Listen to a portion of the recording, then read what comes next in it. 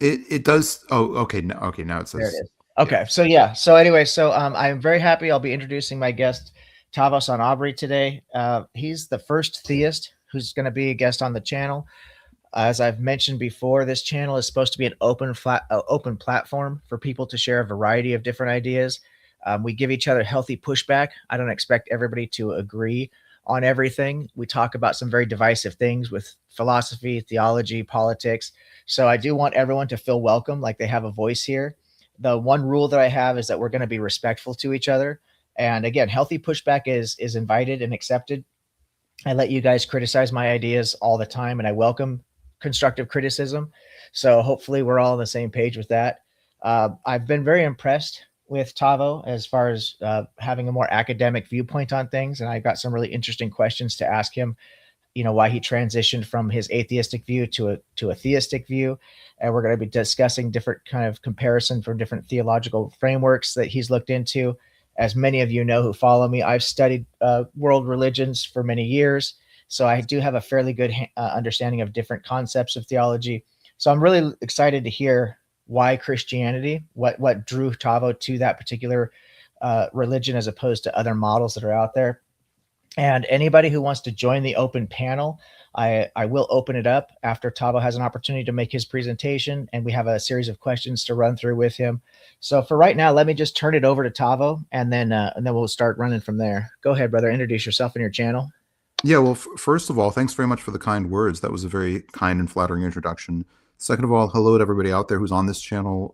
Really great to be here. I think Objective Ethics has a really fantastic ethos behind the culture that he's curating on his channel, and it's a really great community. And I'm happy to like poke my head into it now for today.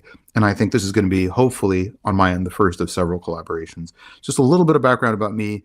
As you all just heard, I have been a lifelong atheist. I was an atheist for all of my adult life. Probably that shifted maybe 3 years ago into sort of agnosticism, then sort of reluctantly and slowly into theism. And now I consider myself sort of somebody who's at least enthusiastically studying the teachings of Jesus. And that's even a weird thing. It sounds a little hokey when I say it, but it was part of a definite sort of trend of transitions that happened throughout maybe the last 2 years, the last 3 years partially, and more recently I've become interested in sort of some evidence that to me suggests that a theology based on the teachings of Jesus is the most plausible theological framework for approaching theistic beliefs in general. So that's just sort of an introduction, and I've got some slides coming up on that. And I think we're going to touch on a lot of different topics that I've posted some videos about. So I'm really eager to get into the conversation. And thank you again for having me on this channel. It's a really fantastic channel, and you're driven by some really, really great values of inclusion, conversation, a dialectical process of letting decisions clash in the marketplace of ideas. And I think those are all really wonderful values. Well, I appreciate the kind words as well, and that was a great, just kind of brief intro to give people just an idea of where we're at. And I do agree with you, and I appreciate that you see that what I'm trying to do here with this channel. As I've mentioned before, you know, we really need people pushing back on our ideas. If everybody's in agreement with each other, then things would become very stagnant. Science, technology, art. So in order to figure out if we're on the right page or not, we have to have people questioning our ideas, and we have to be willing, most fundamentally, we have to be willing to question our own ideas. And this can be a frightening thing for us because, you know, the mind has a lot of defense mechanisms built into it naturally. And a lot of this happens to us subconsciously. So before ideas and thoughts even come into our conscious state, a lot of decision-making processes have been happening behind the scenes, so to speak. So we really have to take advantage of every opportunity to be exposed to information, because this really infuses our critical thinking, right? So that's what I'm hoping to do with this channel. I'm very happy that Tavo is going to be our first theist that we've been able to feature. Just really quick, I should have mentioned this at the beginning. I do have another Christian coming on next week, and then I've got a couple of Catholics, including PhD scholar Derek McAllister, who's on the list to come on.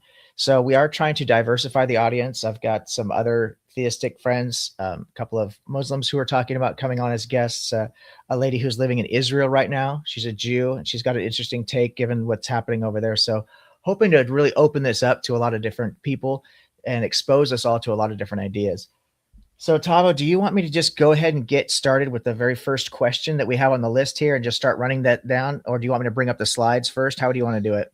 I think your first question is why Christianity, sort of. So I think that does dovetail nicely into the slides. So, but it's up to you. I'll leave it up to you. I think this could be a good free-form conversation. So however you want to start.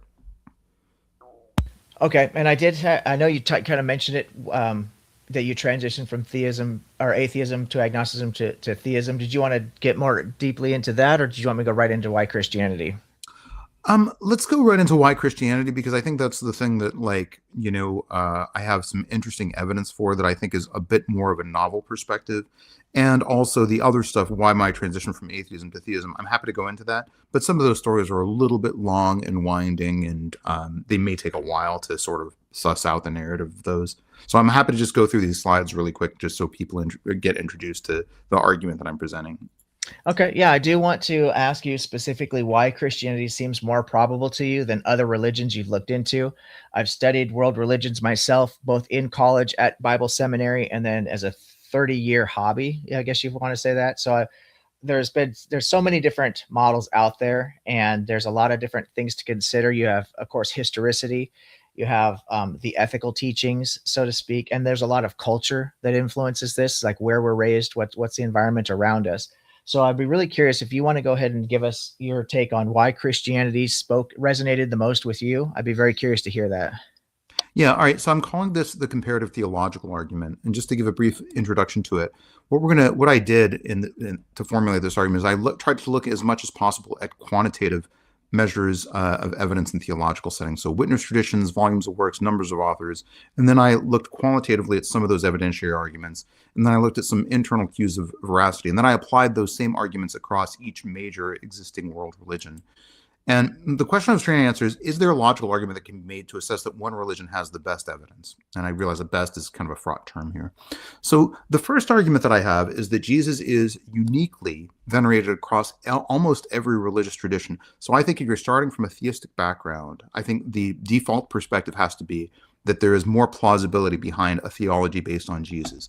And it's, by the way, very uncommon for any religious figure to be venerated by multiple different religious traditions. So I think what we find with Jesus is at least very unique and worthy of further study. Many of the foremost, I'll go into some quotes, but Hinduism, Buddhism, Judaism, obviously there's Messianic Judaism, Islam canonically considers Jesus to be a prophet. The Baha'i faith, Baha'u'llah, who founded the Baha'i faith, considers Jesus to be the Son of Man. Zoroastrianism is very interesting. Some sects actually see Jesus as a Seoshant, which is their term for an anointed savior or a messianic figure. And there's actually a big thing. We just had Christmas recently, so there's actually a Zoroastrian sort of theory that the Magi were actually prophets from Zoroastrianism to find the next anointed savior. So, and these are not fringe figures in some of these religions. For instance, these are quotes from Swami Vivekananda. If anyone out there has ever done yoga, he's actually the person who is credited for bringing yoga to the United States. So, and here's just some quotes from Swami Vivekananda. I'm not going to read all these quotes just so that, because I'm in the interest of time, but had I lived in Palestine the days of Jesus and Nazareth, I would wash his feet, not with my tears, but with my heart's blood. And here he says, Jesus Christ was God, the personal God become man. Gandhi was obviously extremely acrimonious and very critical of Christianity in general, but he actually really extolled the virtues of the Sermon on the Mount. And here's a quote where he says, if he just had the Sermon on the Mount and his own interpretation of it, he would not hesitate to say, oh, yes, I am a Christian.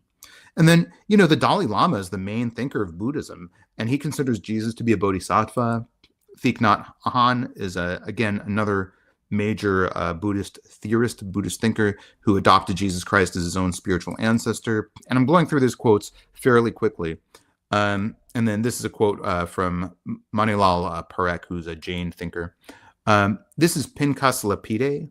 So he's an Orthodox Jew. So in addition to Messianic Jews, we also have Orthodox Jews who actually believe in the resurrection as a historical event. And Pinchas Lapide considers himself to be an Orthodox Jew. He was actually a diplomat from Israel, and so a very high-ranking theological and political scholar in Jewish culture, and he actually considered Jesus to be sort of the savior of the Gentiles.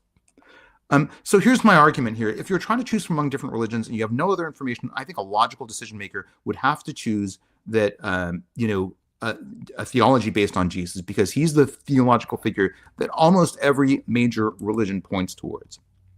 Argument number two is a sort of a quantitative and qualitative evaluation of the history and the historical witness attestations behind Christianity. And again, I'm blowing through these relatively quickly. If we look at Christianity compared to every other religion in the first 50 years, in the first 100 years, in the first 150 years, in the first 200 years, we have more witnesses behind Christianity than any other religion. Now, I found this to be really fascinating because even when we make comparison to the Baha'i faith, Sikhism, or the LDS movement, we actually still have more witnesses under Christianity. Now, that's very surprising to me because these are other religions that arose much later than Christianity, so we would expect there to be much more witnesses. Now, this is a bit of a complex graph that I drew, but this is basically the time lag between miraculous events and their primary and secondary attestations. Primary attestations are this kind of orangish line, and the secondary attestations are this blue line, and these are the confidence intervals. And Christianity is actually the only religion where we find that the primary and secondary attestations come earlier than what we would think. Now, this is important because gospels are usually called as like sort of these are later works, but actually there is evidence that Christianity compared to other religions is unusually early. So now, there are some interesting qualitative things. I'm not going to go through each of these arguments, but I will say that it's very interesting to me that a lot of the early advocates for Christianity did not have relationships formally with the actual church of Christianity. In other words, these were itinerant teachers. They were not part of the hierarchy. They were unofficial, and they were just independent advocates. I found that to be a very interesting argument. And the summary for this is all religions start with miracle accounts and theological narratives. So if you're a rational, logical agent, you would more likely choose the theological account with the most well-supported testimony. And then argument number three is a little bit more interesting. So this is something I know people have very strongly held beliefs about, but the persistent legacy of Jesus as teacher. Among theological figures, Jesus is the only figure who has modern and postmodern intellectual relevance. We're going to look at some quantitative proof of that. So I'm going to skip some of these, but here's a bunch of quotes from more authoritative voices than mine, who all affirm that Jesus did have at least radical and unique ideas. And what I tried to do is quantify how contributory, how significant in a postmodern sense are the teachings of Jesus. And I looked at three different bodies of evidence. The first is in 2007, ISI Web of Science / Reuters published the top 37 social science scholars. These are individuals who are cited more than 500 times. And if you look at the figures cited on this list, let's go to the results of this. 21.6% use Jesus constructively. Now, and these are not apologetical sources. These are not sources who are writing devotions. Just before anyone criticizes Habermas, that's actually Jürgen Habermas. So this is not the Habermas that Gary Habermas. So we're not talking about that individual. Just in case anyone sees this, listen to this. Why do you include Habermas? It's actually Jürgen Habermas, who's a different individual. But anyways, the point here is these are all thinkers who are part of these top 37 social science authorities who all sort of build constructively on the teachings of Jesus. Now, this suggests that Jesus is part of the intellectual legacy. And by the way, in that study, there were no other religious figures who were used constructively by any of those thinkers. There's a typo here. This should be the top 285. And this is the Stanford Encyclopedia of Philosophy corpus. So this is a study so I looked at all 285 figures, and 3.5% of them, and here's their names right here, did constructively build on the teachings of Jesus. So these are all thinkers who built on the teachings of Jesus, and there are no other religious figures who make this cut by this criteria. All right, and then I looked at the top 100 thinkers of history. I'm going to skip over a lot of this stuff because I've already done a video covering this specific part of the quantitative analysis. But in the top 100 thinkers of history, there's at least 45 that expressed admiration for the teachings of Jesus. If you look at other figures, they rank much more on a lower level. So my argument here is that Jesus leaves behind one of the most lasting, impactful, and multidisciplinary intellectual legacies of any thinker from antiquity. We do have publications in psychology. I'm not going to go through all these sources, but psychology, anthropology, sociology, philosophy, ethics, and literature. And in all of these fields, within the last 100 years, there has been a seminal work, so a significant work in each of these fields that, again, constructively cites Jesus. All right, so the summary of this argument is as follows. it's a reasonable assumption that somebody with divine authority would leave behind important, intellectually impactful teachings. So if you're a rational decision maker, you're probably going to choose to gravitate towards the theological figure that made the most significant contribution to intellectual development. And, I guess I'm missing the last slide. Oh, that's unfortunate. But the last slide is just my argument number 4, which is based on very preliminary data that just looked at how many historical figures in the New Testament and historical places were actually verified by archaeological and historical scholarship to actually be existing places. So factual names, factual places. And the New Testament in this regard ranks much more highly than any other work. So in terms of at least the grounding of people and places, this is an argument I'm still working on and still researching, but in terms of the grounding of people and places, when you look at every other formative work, the New Testament ranks orders of magnitude higher than any other theological primary work. All right, so that introduces you hopefully to the argument, and I think that's my last slide, so I'll just remove this from the studio. Okay, all right, perfect. Yeah, okay, that sounds great. All right, so that's my argument of why Christianity is more plausible. Now, I did make a video that went into like about 7 or 8 other arguments why I consider Christianity to be the most plausible, but I think for purposes of this video, that's hopefully an adequate introduction. I will try to check out find that video specifically and maybe link it to the description of this video. Just so people are aware, I did link Tavo's channel to the description of this video. And also if you could just click his name in the title. So if you want to follow his content, I highly encourage you to do so. He's done some very comprehensive videos, just what I've been able to briefly get into. And as you all know, my time for this is very limited. So I'd like to be a little bit more informed about what my guest has done. And I apologize for my unprofessionalism as far as that goes. It's just, I can only do so much with the time I have. There's some interesting comments already being posted here. And I'd also like to ask a couple of questions. I think one of the questions, the things that intrigues me the most when it comes to different ethical teachings, or different religious models, is ethics. Because as many people know, even though I'm an agnostic myself, I do believe that morality is objective. I do believe that the virtues are extremely important. In fact, I think that's really the thing we should strive for in this life. A lot of people, theists in particular, they say, well, if you don't have a God belief or religious belief, a belief in the afterlife, so to speak, then you must be a nihilist. And I've spoken out against nihilism pretty vehemently, and I will be doing some future videos. I've talked about it on other people's channels, and I'll be doing something on my own channel about that, because they're actually, in my personal opinion, in my view, I don't think you need a particular belief in a religion to have a purpose in life. It can provide that for people. And I think that's great if it does that for you, because I'm not an anti-theist. I do see several benefits to theism. And one of them is it does give people a sense of purpose. So, sorry, I just had to ask my wife something really quick. So at any rate, sorry, my wife's talking to me for a second.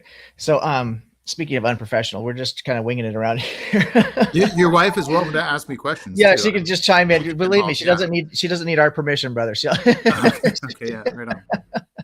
So at any rate, but ethics and morality is something that I do focus on. And I do believe the purpose that we're here on this planet for is to actually make the world a better place. And I can't give you a theological framework for that because I don't have one. I just feel like that's what we're here to do. So when it comes to Christianity, I'm curious really quick before we get into the next question.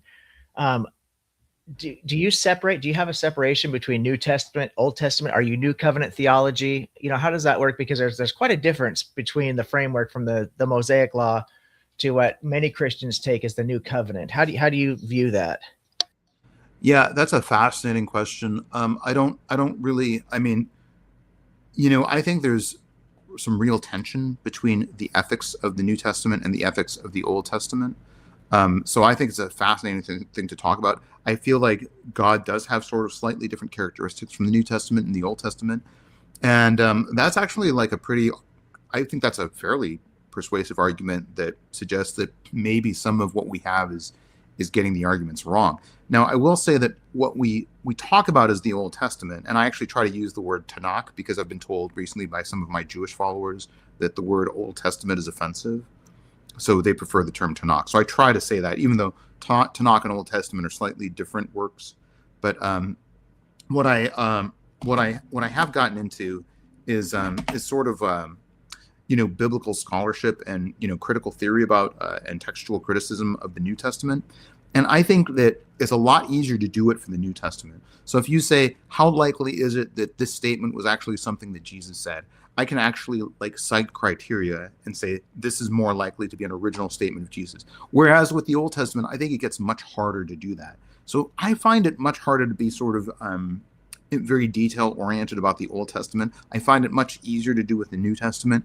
We kind of know what the authorships are, at least the authorship attestations for many documents in the New Testament. We at least have a traditional doctrine of authorship for the New Testament. We don't have those for the Old Testament. So getting into the textual criticism of the Old Testament, I find to be just from a purely academic lens, much more challenging. But I'm rereading the Old Testament now. I'm as far in as Numbers, and it's a very interesting theological perspective, but I generally tend to sort of base what I read in the Old Testament using Jesus as a hermeneutical key. So to me, if I look at things in the Old Testament that I don't understand, I try to sort of resolve those discrepancies by using Jesus as sort of the hermeneutical key to resolve discrepancies and to clarify things that seem abstruse or opaque to me. Now, when you say using Jesus as that lens, basically that you're looking through, do you take then a lot of that from Paul's letters? I assume. Yeah, Thomas Aquinas and Origin. So I think that like they give us like an understanding. I think Paul doesn't. It's maybe a little bit too bad, but I think that that Paul doesn't do that great an idea of saying this is what the Old Testament says. This is how you reconcile that with Jesus. Maybe Galatians is the letter that comes closest to an actual frank reconciliation. Jesus says he fulfills the laws of the Old Testament, but he doesn't say you still have to follow all of the Mosaic laws. I think there's 613 rules that you have to follow in the Tanakh.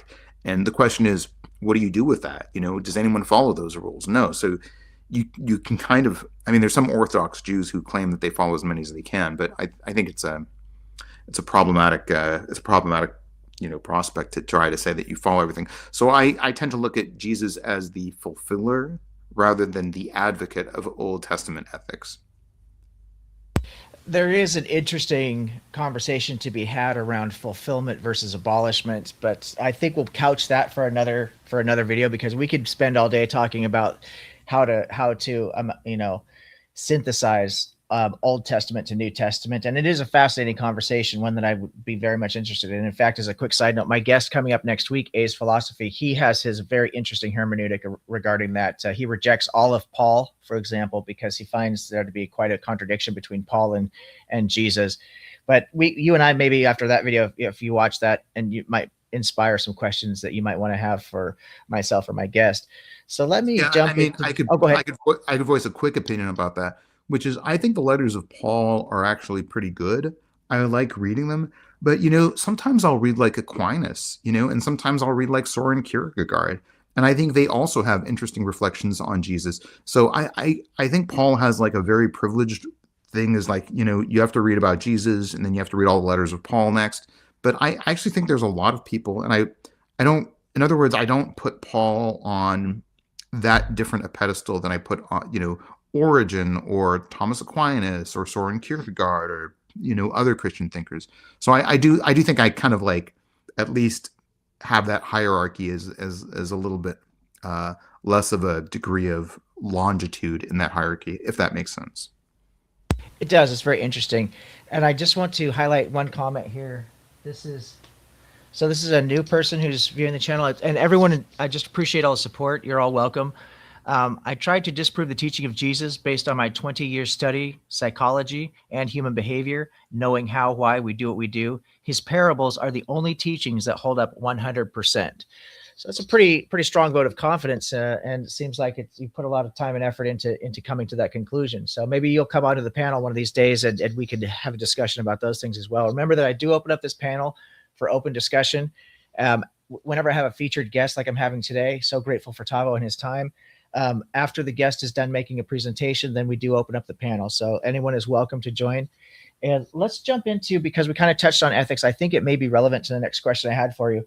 So what are the benefits that theism has provided you? And this might be you might want to touch on to why you transitioned from atheism to theism in this. Just field it how you want.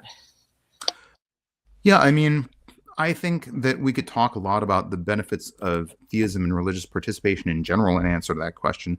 I try to not be like, this is how it's affected me, because I've found those answers when I provide them to be very unsatisfying for Christians and other people as well. In other words, a lot of Christians will be like, what moved you to start following Jesus? And then I'm like, well, I did this careful academic analysis. And people don't people don't want to hear about that. They really want to be like, I was I I was dreaming one night and I was really down on my luck and Jesus came to me. And that's really not what happened. So really it was just sort of a slow transition by carefully weighing evidence. And frankly, if Jesus had come to me in a dream at night or even in a very, compelling vision, I think I would have been like, well, I'm clearly hallucinating, and I would have had a very detached, dispassionate perspective towards it. But anyways, yeah, but there have been some interesting studies on the benefits of theism in general. A lot of people don't realize it, so I'm glad you're asking this question. There was like a study in 1999 by Hummer et al. I think it was in demography, and what they looked at is what are the benefits in morbidity and mortality from theistic participation, so attending church services regularly. And I shouldn't say church services, they were attending, they looked at a lot of religious participation. And they found, I think this was a study of nurses, and they found that there is a 7-year increase in mortality if you go to church once a week at least. So I found that to be really shocking because that's essentially the same advantage in mortality you get if you quit smoking at the age of 40. So versus being a lifelong smoker. So, I mean, we're talking about people actually living longer when they participate in religious organizations. I have some other studies that I'm just pulling up on my computer, but Strawbridge et al. In 2001 also verified this, that there's, if you want to improve your health, the things that you can do are, don't you quit smoking, physical activity, alcohol consumption, get rid of depression, get married. But another thing that you can do is religious participation. In fact, that's one of the strongest things that you can do over the long run to increase your morbidity and mortality. Vanderweel et al. In 2016 did a study that again suggests that religious participation actually decreases mortality significantly. And this is from JAMA Internal Medicine, so a very reputable journal. Koenig and King wrote a whole book about this in the Handbook of Religion and Health, where they underscore this conclusion as well. Powell et al. In 2003 also, Idler et al. In 2017. So there have been a number of very strong studies, these are all meta-analyses, that prove that there is improved morbidity and mortality by regular religious participation. I think that's a point that actually gets overlooked quite a bit, so I'm glad you asked that question. I would be curious. I'd have to look into those studies, and I haven't actually considered even that that particular line of thinking. Just off the cuff, I would be curious as how they sorted out correlation versus causation in things like that. And it's another thing to consider is population.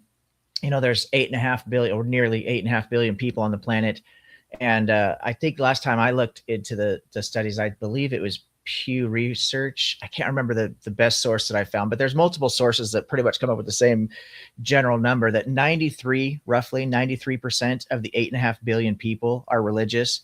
So how these studies, how you're weeding out, because there's, when it comes to religious and how people identify as religious, that becomes pretty sticky as well, because there are deistic religions, there's atheist religions, like a Buddhism or something like that doesn't have a central God figure. So these belief systems can be really hard to, it kind of gets into the weeds there of what really people believe. But I would say one of the reasons I'm not an anti-theist, and I've talked about this before on my channel, but I'll touch on it again here.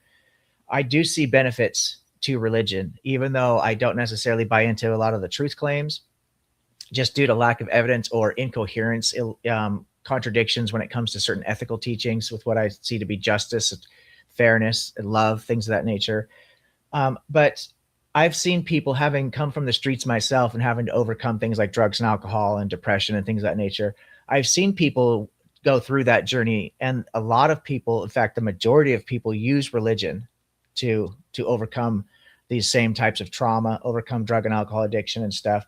One of the reasons I do not actively try to deconvert people, I've been very, very vocal about this, and I'm not criticizing other skeptics or atheists. If you guys want to take that route, I'm not here to judge anybody, frankly, because I understand a lot of atheists are former theists and they have their own reasons why they have animosity towards the faith, and I understand those reasons. There's a lot of baggage that comes from religion, to be honest with you.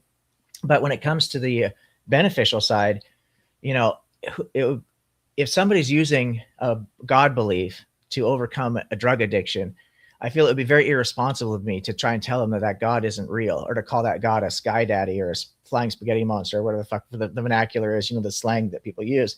That's my own personal view, because I think there's a utility there in keeping people off drugs and alcohol, if for no other benefit, right? I do believe when you talk about the morbidity rate, it's very interesting, because I do know that studies have been done on things like prayer, for example, and we find that there's a what they refer to as a placebo effect, right? So whether or not there's prayers being answered becomes almost secondary, because the benefit comes down to the fact that people think that they're getting some kind of celestial help or divine help for a problem that maybe they don't think science can help them out with or whatever. So there are benefits that, whether that's true or not, are undeniable. These benefits that people import onto the belief system themselves. We know how the human mind works. We know the benefit of community. We're a social species, right? And so being involved in a community is paramount to human flourishing. One of the reasons I believe in objective morality is I do believe that it ultimately comes down to cooperation. What benefits cooperation is working together. We need an ethical system, a moral system that's functional to do that. So religion does provide a lot of these things, right? It gives people motivation. And I hate to have to say this one, but I do know for a fact that there are some really nasty, dirty people out there that would probably have somebody locked in their basement, if not for the belief that there's an angry old man up in the sky that throws lightning bolts at naughty people who lock someone in their basement. You know what I mean? So it keeps some people on the straight and narrow just because they think there's real consequences to bad behavior. And I hate to talk them out of that belief, God. So I do think there are some benefits to a theistic belief. I think a lot of the problem with religion is not religion, but it's what people do with the religion, in my opinion. Yeah, those are all really good points. I think there is another dimension to the aspect of the benefits of religion that probably arises from this idea that there is a hope for the future, that there's enthusiasm for that, there's a plan, that the universe is just. If the entire universe is just spinning chaos, like I said, I was an atheist for a long time, and I was perfectly satisfied with that belief. So, but I did think that, I think if you import that belief onto the entirety of a populace, I think it's much harder for a lot of people to live that way. Now, I'm not saying that you should believe in religion because it's more beneficial or has more health effects to believe in religion. But I will say that, I found a really good community. They're willing to accept me, even though I come at them with a lot of questions. And I would say, like, if I had like an older uncle or aunt, or somebody who was an older person who said, what can I do to make myself more healthier? Unquestionably, if they've already not, they're not a smoker, they're not using any substances, and they're controlling their diet and they're exercising, the next best thing I think that they could do is to get involved in a religious organization. Did you want me to address, you've got a question on the screen from Dan Norton as well. So if you feel like I just want, yeah, we should, and I want to say hello to Dan. I really appreciate him jumping in. I will try to remember to get back. I try to plug other channels when I do videos, just to try and spread, support to the community. So I'll try and maybe get a link to his channel as well. Dan Norton really focuses on Ayn Rand, who I've been actually studying quite a bit lately, specifically because I ran into Dan's channel, and I find her philosophy to be very interesting. Objectivism, egoism. I haven't gotten into the capitalist stuff, the political side of things. Just the objectivism right now is fascinating enough, because her moral and ethical model based on reasoning is very interesting to me as a moral realist myself. So yeah, did you want to touch on what Dan has to say here? It's relevant to what we're talking about here. Yeah, I think the question that, and Dan, I hope you, if you haven't had a chance, I hope you'll look at the opening statement that I gave at the beginning of the video, because my belief system, I would say, is very evidence-based. So in other words, I don't really think that I take things on faith very well at all. So I think my perspective on the evidence for, a theology based on Jesus is very much based on quantitative evidence. I would say that, is it good to believe things without evidence? It's without question to me that some people would be healthier if they had religious beliefs, even if they themselves didn't like those beliefs. But that's not something that you could ever enforce on anyone. And by the way, that's not something I would ever advocate. I would never say you should believe that this is true because it's better for you if you believe it's true, not because it's actually true. I always think that, even though there are health benefits to being religious, it's always important to seek the truth first because it's true. I will say this, is that Ludwig Wittgenstein, one of my favorite writers, particularly about Jesus, had some very interesting things to say about Jesus, really fascinating stuff. He would often make the argument that we can't approach religion and beauty and morality from the same perspective of looking at evidence that we approach other things in the world. So even though you can look at mathematics and the sciences and say, well, we have evidence and therefore we can reach these conclusions deductively, Wittgenstein made the point that when it comes to religion, when it comes to beauty, when it comes to the study of morality, we have to look at a different evidentiary standard. Now, I think that people can sort of expropriate that to say, well, I can have a belief system without evidence, and I don't like that as much. So I'm quoting Wittgenstein with a degree of caution advised, but it's a good question. Yeah. I think now I'm probably misquoting this because it's been a while since I've read it, but I believe it's in Hebrews that the definition of faith, hope in things unseen. But so it is interesting, how do we define faith and evidence and belief versus knowledge? And a lot of this stuff, language is very subjective, right? We invent these words, we invent the meanings and all that stuff. It's all completely subjective. I do think that because I'm a moral realist, I do believe there's actually an empirical standard we can look at for ethics and for morality personally.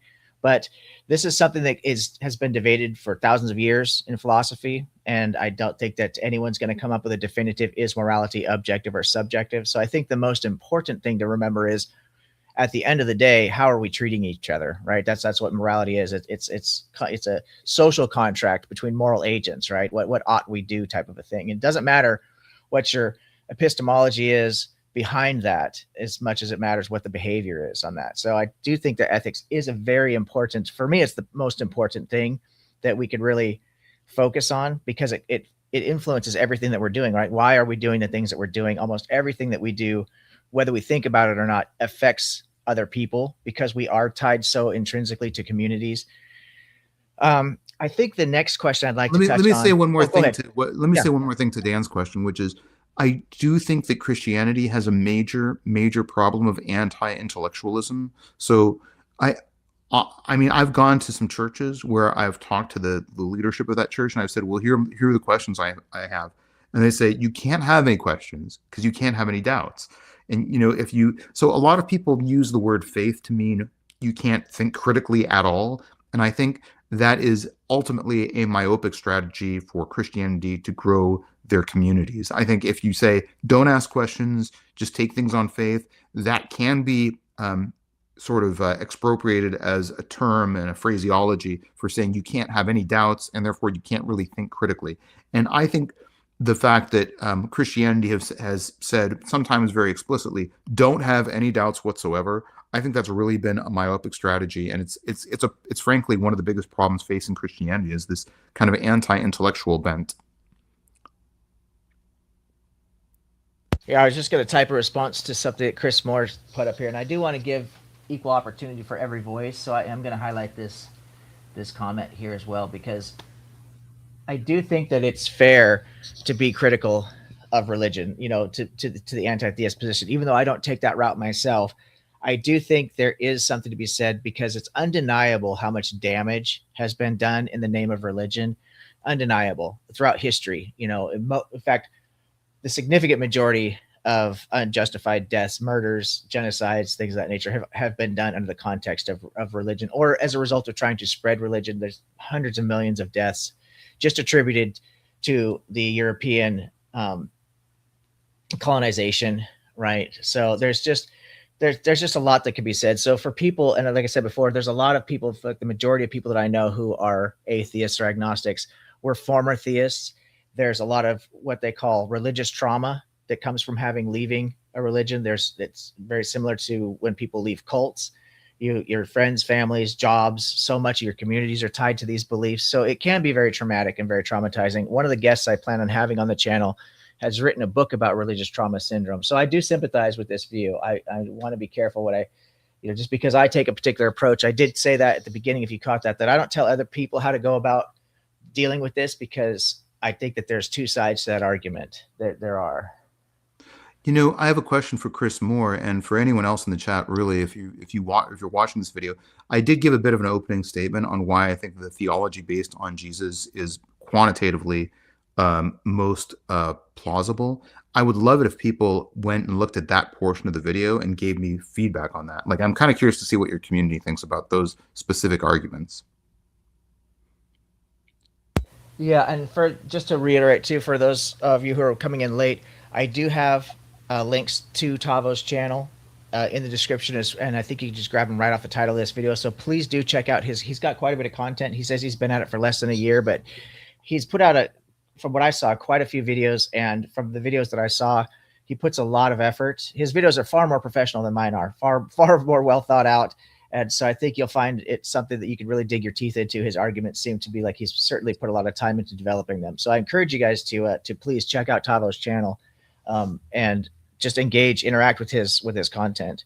I see Deconverted Man has popped in. At Deconverted Man, it's always great to see you. Deconverted Man has been such a pleasure to get to know. He puts out some great videos. I will make sure to get a link to his channel posted in the description of this to send people to his content. He actually spoke with Tavo here recently. They had a great talk. And Deconverted Man has been very generous with his time. I have a debate coming up with Mark Reed about my views for objective morality. It's going to be a difficult debate. Mark Reed is a very, very good debater. He's a very intelligent man. And it's a difficult argument because, having looked into both sides, objective versus subjective morality, I myself could make a good argument for the opposing side. And I know Mark is going to come well prepared. And Deconverted Man has offered to let me send him my syllogisms and different modes of argumentation and in email. And he's been, criticizing and pushing back and telling me where I need to shore up different parts of the argument. So very thankful for your time, Deconverted Man. I know you're busy. You put out a lot of content. So you've been very generous, and I appreciate that very much. So let me jump into the next. Likewise, just jumping in. Likewise, Deconverted Man has been really kind to our channel. He did like a 45-minute video response to one of my videos, I think yesterday, and we had a really great conversation. So if people go to my channel, there's a really great conversation. There's I think a really good back and forth with Deconverted Man. So check that out as well. And let's jump into the next, because I think it's actually really relevant to what we're even talking about here. We may have already gone over this enough to where you want to move on from this, but how do you, people have a pretty good idea of how I do this, but how do you navigate the internet theism versus atheism debate sphere? As I mentioned to you when we were talking offline, I find it to be quite a bloodbath. We discussed right here just now several reasons why we could see it being very divisive. And so how do you go about doing that yourself?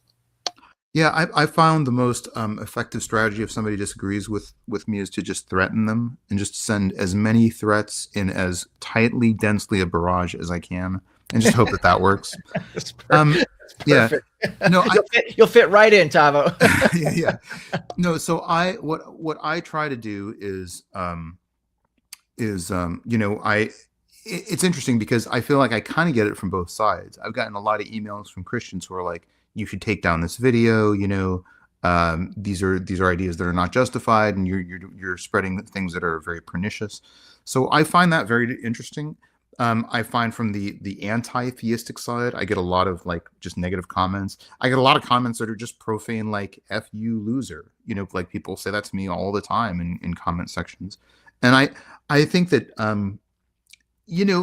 that's been interesting. It doesn't really bother me as much as I would think, because I am a really sensitive person. So I thought that would really bother me. But on the other hand, I've made some real inroads. There have been a few people who come on my channel who comment that, this is terrible stuff. This is all bunk. And we don't get to a point where I change anyone's mind, but I feel like I have moved the needle for some people. I feel like some very prominent atheists have refined their conclusions because partially of the things that I've said. And I feel like a lot of individuals have at least gotten to a point with me where they feel like they're definitely being treated with a tone of respect and admiration. And, I get a lot of comments from people saying, you're going to go to hell. Jesus is going to hate that you said all these things. And I can't really disagree with that. I mean, it may be that my views are too radical, and they may be very offensive to a large degree of the population. So it's how do you navigate that? I think it's a hard thing. None of us knows for sure, and we may never know. Yeah, I'm empathetic with you there, brother, because I too get a lot of criticism from both sides, and because I am trying to take a softer approach. For one thing, I'm trying to do what I feel, and in my own subjective view, is going to be more effective in bringing people together to try to recognize our differences and to actually celebrate differences, as opposed to having to force other people or convince other people that we are on the right side and they're on the wrong side. And there definitely is truth out there, right? I mean, whatever it is, there is an objective truth to all situations, and we may be so far off base with our current understanding of philosophy and ethics and even science and everything else. It's certainly possible. I think we're doing better than that. I think that we're actually discovering a lot of things that are in line with how the world actually works, how the universe works, how biology works.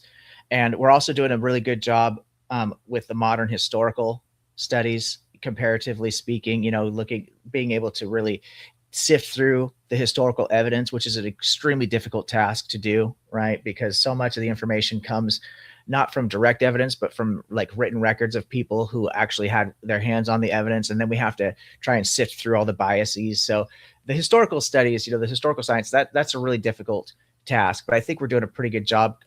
Textual criticism, is doing a really good job, but there's a lot of biases involved in that. And so it's not easy to find the truth, but I think that the softer approach is the more effective approach. However, I get a lot of pushback for that from both sides. I'm either going to hell or I'm placating people to believe in fantasies, or I'm on the wrong side politically because I'm not on either side. I'm kind of in the middle. You can't please everybody. I get people who do the same thing. They'll come with the one-liners, or they'll tell me what an idiot I am. What really amuses me is a lot of this comes because my views on morality, because most skeptics, atheists and agnostics, believe that morality is subjective. And I could respect that view.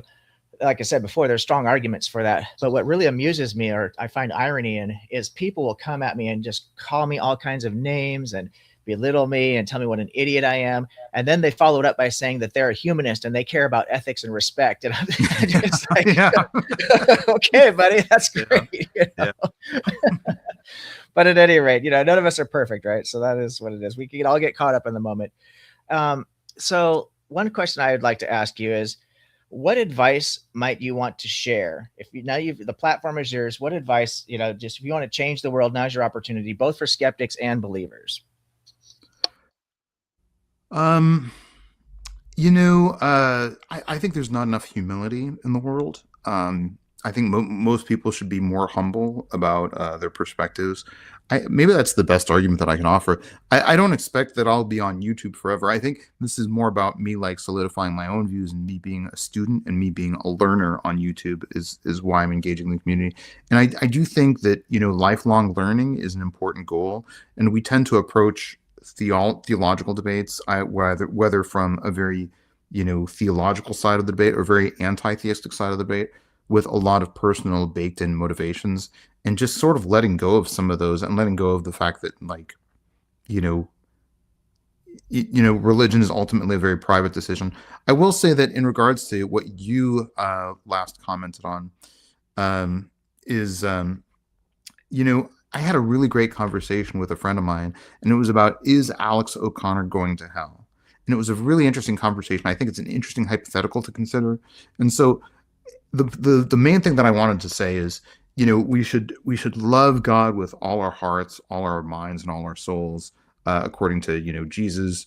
And then this statement was actually further elucidated by Thomas Aquinas, who made the point that loving God with all our minds just means knowing God more. And he actually made the point quite explicitly, and this point has been articulated by George Bernard Shaw and many other thinkers throughout history, that love and knowledge are intertwined acts, right? So if you're studying God, even if it's from an anti-theistic but humble lens, then I still think you're sort of completing, or you're fulfilling that commandment. That's my personal perspective.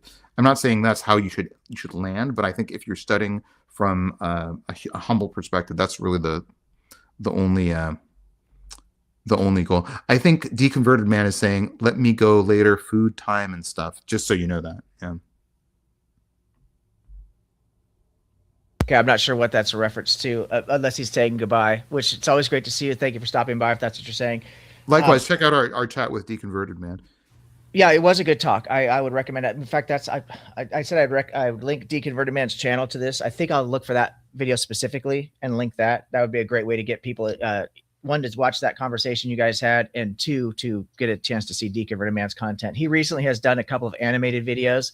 I would say in in line with kind of a non-stamp collector kind of a thing, and they are really funny. They're very well done. Your artistic skills, I had no idea you were such a great artist there, Deconverted Man. Very good stuff. But I would say, for my own answer as to how do I navigate this, give me 1 second here.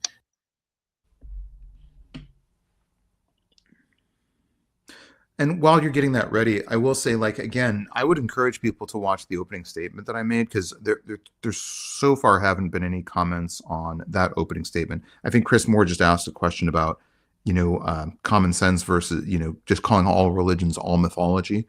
But I'm curious if you've had the chance to go back and look at my opening statement, which makes the point, at least, that among theistic perspectives, I think to be a rational decision maker, you have to choose a theology based on Jesus, which in and of itself, that's sort of an interesting argument. It is. It was a well presented, and it was concise, and it was clear. So I don't think it would take anybody more than, I think it was with less than 5 minutes, and you banged that out. It was very well done with the visual aids. Pretty easy to follow your argumentation there. And again, depending on what you're up to, I do open up the panel, so maybe you guys could have a conversation between the two of you if you guys are interested in that. But I would say that, as far as how I navigate the theism versus atheism space, I am very much in line with you. What you're saying is empathy and humility are extremely important. We have to have a very critical self-perception, right, and understanding of ourselves, which is really difficult to do. I challenge people to try and do this just in general, to have good introspection, right? Like self-awareness, I guess, is how we define that, right? Are you actually willing to even question things that you believe are true? Because you got to Sure. start there, right? If you're not open to being wrong about something, that's one of the problems I do have. And I find this is not just a dig on religion. I see this, and I call out political beliefs in the same way. People who have dogmatic beliefs, they believe that which the definition of dogmatism or dogmatic is you believe something to be incontrovertible, right? So you do not think it's possible that you could be wrong. And if you're in that position, then I think you're in a very dangerous position. I think we should say that we could be wrong about pretty much anything is the safest place to. And that doesn't mean you have to go around doubting every single thing that you're doing, right? You got to function in life. I think it was Kant who talked about knowledge. Like, what can we know? One of the big questions in philosophy, right? And he said there's empirical knowledge, and we attain that through the scientific method. And then there's practical knowledge, right? Practical wisdom. What do we think we know? We can get there through philosophy and personal experiences and stuff. So there are two different sides of how we come to conclusions about things. We have to function in life practically, right? We can't. There are some things that just doubting them just doesn't make any sense. But you have to be pretty open-minded. I think that's really important when you're going to get into this skeptic versus theism talking space, right? A debate space is you're going to have to be willing to admit, first and foremost, that you may be wrong about something.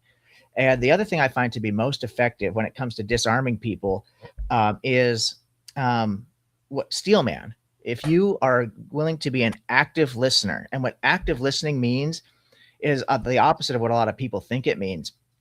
Active listening is actually actively trying to understand what your opponent is saying, or what your interlocutor. I shouldn't even use the word opponent. What your interlocutor is trying to say, right? Because if you're simply listening to respond, if you've already got responses, answers spinning around in your head, you're just waiting for your opponent's mouth to stop moving, then you're probably not actively listening, right? So if you can develop the habit of where, before you give your response to something, steel man what they've said and do it and let them know. So I would say, Tavo, I have something to say about what you said there, but I want to make sure that I'm understanding you correctly. So this is what I'm hearing. And then I lay it out to Tavo in as short and concise manner as possible. And that gives Tavo a chance to say, no, objective ethics, you've completely missed the boat here. This is what I'm saying. And it gives Tavo a chance to really see how his words are bouncing off of me. Maybe he said something that he didn't realize that, I should have worded that differently. So we can kind of get to where the communication can be streamlined there to what's really important. And this also lets Tavo know that I am respecting him as a human being that I want to know what he's saying. I want to understand. That way, when I give my response, Tavo is already disarmed a little bit, right? I'm not just coming at him and attacking him. I'm actually looking at the idea itself. So I find that to be a very effective technique myself, something for people to maybe consider, because it takes patience. A lot of times we have our response, especially because a lot of these arguments we've heard 1,000 times, right? So we're just kind of both just trading talking points at some point, which can be very dangerous. Well, let me ask you this. In regards to my opening statement, were those, because I feel like they're definitely not novel observations, but I feel like they're definitely underrepresented in the lay public debate about theism versus atheism. So are those arguments that you feel like are rote? Are they so repeated that they're hackneyed? Are they somewhat novel, or have you not heard them before? No, now a lot of it I'm familiar with. I would say there's a few different things about that. For one thing, there's people you mentioned who I have a great deal of respect for, like a Gandhi, Mahatma Gandhi, for example. This living by example, right? He taught a lot of great things, but he obviously led by example, Oh, right? When you absolutely. think Yeah. about Yeah. like the Salt Road March and all that stuff, right? With the British and 100%. Yeah. everything. So Gandhi is a really great person. I would include somebody like a Paramahansa Yogananda. I don't know if you're familiar with him. And he wrote the Yogi of Jesus, for example. He Yeah. talks Yeah. about the Yeah. Christ consciousness. Really, really brilliant man. So there are some really great figures out there that are not quote unquote Christians, but do focus on the Christology, if you will, right? Kind of separating Christ from Christianity almost in a way, from Orthodox like Catholicism or Protestantism. I do think that historically there are a lot of influences that came into uh, the Greco-Roman area there, right, with Mesopotamia, Judea, Jerusalem, and all that, where Jesus was born, lived, taught. And so these influences seem pretty evident. That I don't think Jesus actually invented anything new. Personally, I see a lot of Eastern theology in there. There's Greek Stoicism. There's a lot of philosophy that comes from like a Plato, for example, Neoplatonism even. So there's just a lot of, and then of course you have Judaism, but Zoroastrianism during the Persian period had there was such a major transition within Judaism after the Persian period and the influence of Zoroastrianism, which then affected, teachings into the New Testament. So I just personally, I think when you look at the history of the region, it doesn't seem like Jesus came up with something particularly new. This reciprocity goes back into ancient Sumer. In Ugaritic texts, we have different ideas about what we call the golden rule. That's actually written out in cuneiform. So these ideas of treating people like you want to be treated, loving your enemy, this has been fairly well established in different cultures in different parts of the world. I don't think Jesus invented any of this personally. He did bring it to a time and period that was very volatile with Rome and everything that was happening there. Obviously, a lot of with the political structure there. So for him to introduce it at that point in time certainly was very impactful. But I think that, so I think there's an argument to be made for that. I also think there's an argument to be made for how it spread so quickly, because I agree it did spread very quickly, but it served quite a utility. Whether that's by design or not is an interesting discussion, and I'm not necessarily convinced either way. It could just be coincidence, it could be by design, but it certainly served a utility for Rome's purpose, because this whole idea of submitting yourself to your leaders, that God appointed Rome as the leaders, this is all part of God's plan. All of this falls within a perfect, it falls in line with the teachings of the New Testament, and it also meets Rome's agenda perfectly, right? It forced people to be much less combative, much more complacent, to be happy about being poor. If you're rich, you're on the wrong side of things. You want to be poor, you want to be giving your stuff to the poor and supporting the poor community, not pushing back against the leaders. Give to Caesar what is Caesar's.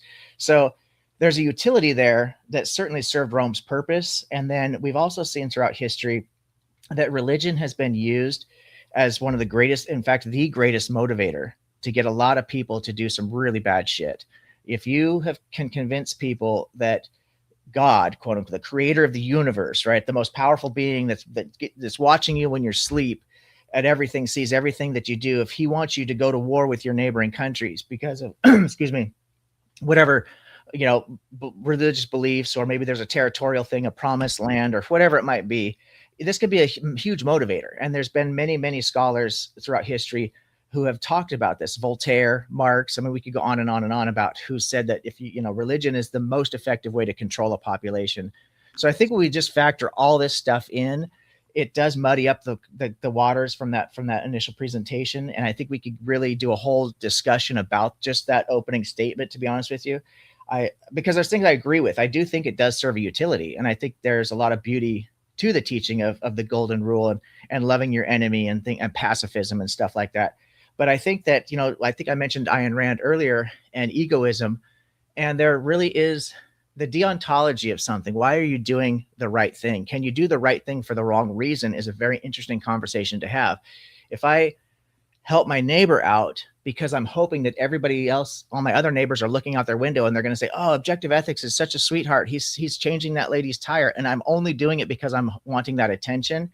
Does it diffuse from the value, or does it devalue the action itself? So there's really a lot to unpack there. There is a lot to unpack. I mean, I would say, though, that although religion has been utilized as a way to manipulate people, that's an argument for skepticism. I don't know that it is as much an argument, like it's not a disproof, right? It's just saying we should be skeptical of people who are advocating for religion. And I don't think it invalidates the teachings of Jesus. And here's why specifically I believe that is because I think humans are so exploitative in so many settings that we will find whatever tools we can find, even if we have to really radically contort them to do harm to others, to exploit others, to put ourselves on top of other people in a hierarchy. I mean, if you look at the teachings from Buddha about peace, they're really lovely teachings. But the Dalai Lama wrote a whole essay on why it can be righteous in certain settings to kill, and those same rules have been applied throughout the Pacific Rim to really brutally conduct ethnocide against huge swaths of the indigenous Muslim community there. So I mean, I don't think that invalidates the teaching, but I think it does show that humans you can take any idea, no matter how beautiful, no matter how pure, and humans will contort it into a tool for the exploitation of others. Now, I also wanted to give just a little bit of pushback because I actually think that maybe unique is not the right word for the teachings of Jesus, but at least distinctive is probably a good way to describe Jesus. Now, you can certainly say that there were forerunners of all of the ideas of Jesus, but by that logic, you can essentially say that no one's radical, that no one has any unique ideas. For instance, like Albert Einstein, relatively was a very, very unique way of thinking. But, his beliefs were based on Hermann Minkowski. That everyone takes their beliefs and bases them on someone else. You look, Watson Crick, the discovery of DNA was a really radical, very distinctive, if not unique discovery. And that was based on, the work of Rosalind Franklin, X-ray crystallography, and Linus Pauling. So to me, I think there are some teachings that Jesus, that I would call maybe not unique, but at least distinctive. I think the radical emphasis on enemy love, that degree of radical enemy love is not precedented. I think Jesus comes out on this point very unusually strongly. So that in and of itself is radical. The lessons of moral internalization, those were basically taken up by Soren Kierkegaard, who founded existentialism. He actually founded existentialism largely inspired by the teachings of Jesus, and that's on moral internalization. And this was a very, very interesting, this idea that you're not purified by the food you eat, by the practices you have. It doesn't matter how many laws of purity that you follow. You're purified by what your own intentions are internally. I think the presumption that humans are all susceptible to doing bad things to other people, I think Jesus was actually the very first person in history to articulate that thought. So I think that's a very unusual and interesting perspective. The ethic of unconditional forgiveness and non-retaliation also, I think, was a very strong intensification. Maybe he didn't come up with it, but it definitely intensified previous existing ideas on nonviolence. The universalism of moral concern, sort of breaking down ethnic boundaries, believing that every ethnicity is equally has equal access to morality and maybe even divinity. I think that was a radical teaching by Jesus. And again, maybe these teachings are not completely unique, but I think they are quite radical. And I think if we look through the Old Testament, we're not going to find really great analogs for any of these teachings. And even if we look to, Greek philosophers, Greco-Roman thinkers, a lot of these ideas have forerunners, but they're not really articulated in the same way. And if you say, well, any idea that has a forerunner is not unique, then there's essentially no unique idea that anyone's ever had. And I think that's an argument to be made. But I think then you should just replace the word unique with distinctive. Now, I want to qualify this by saying I've had this conversation with a lot of people, and I realize that this term unique or distinctive is a very subjective thing. And that's why I personally really think it's important to fall back on what does the quantitative analysis show. So can we go back to the scholarship and say, to what degree are we seeing the teachings from Jesus, and we're not seeing the teachings from the Old Testament, the Tanakh, even figures like Socrates, Plato, and Aristotle? We don't see those teachings still showing up in modern day literature in other fields outside of maybe philosophy and classics. But Jesus has, again, a multidisciplinary appeal throughout the social sciences that I think that shows that, at least empirically, quantitatively, we can have a little bit of a presumption that the teachings of Jesus are at least distinctive, if not unique. Yeah, and I want to take a step towards your direction actually, and agree with you. And how I couched that could be taken really not even how I meant it, and I probably was a little too loose with my language, because I agree with a lot of what you said there. There. So, for example, use myself. So I've got, you'll see my picture. I'm riding an innovative watercraft. That's actually my own design. I'm a design engineer with 2 patents, right? And so I have a unique spin on watercraft, right? On so unique hull design that I patented. But I certainly didn't invent boats, right? I mean, this has been around. I would say boat is probably one of the oldest technologies that we actually have. Navigating water space, in various forms, it probably goes back thousands, if not tens of thousands of years, for sure. So I do something unique or innovative? You're right. This terminology gets really subjective. I didn't invent the idea of traveling on the water. I didn't invent the idea of kayaks, stand-up paddleboards, and things of this nature. I just combined different ideas. I was inspired by other people's pre-existing ideas, and I came up with my own unique spin on it. So I certainly think that's fair to levy that with the teachings of Jesus as well. To say it's not unique, that was too loose of language on my part. And I would also agree with you that there is something really important about the internalization of morality and ethics. I do think this has been discussed by other people. However, I mean, for example, you could even look at, like I said, Neoplatonism or something like that, the oneness, right? And what ultimately I think fed into what we would call modern day, like, non-dualism ideology and things of this nature, where we're all connected. Buddhism even talked about things like Taoism, right? So there are definitely thoughts that are all building off this same general premise. And I think there's a utility to it. So I don't want to be dismissive or to come across like I'm dismissive, because I think there is a value to it. And I think if there was no truth behind it, then it would diminish the value significantly.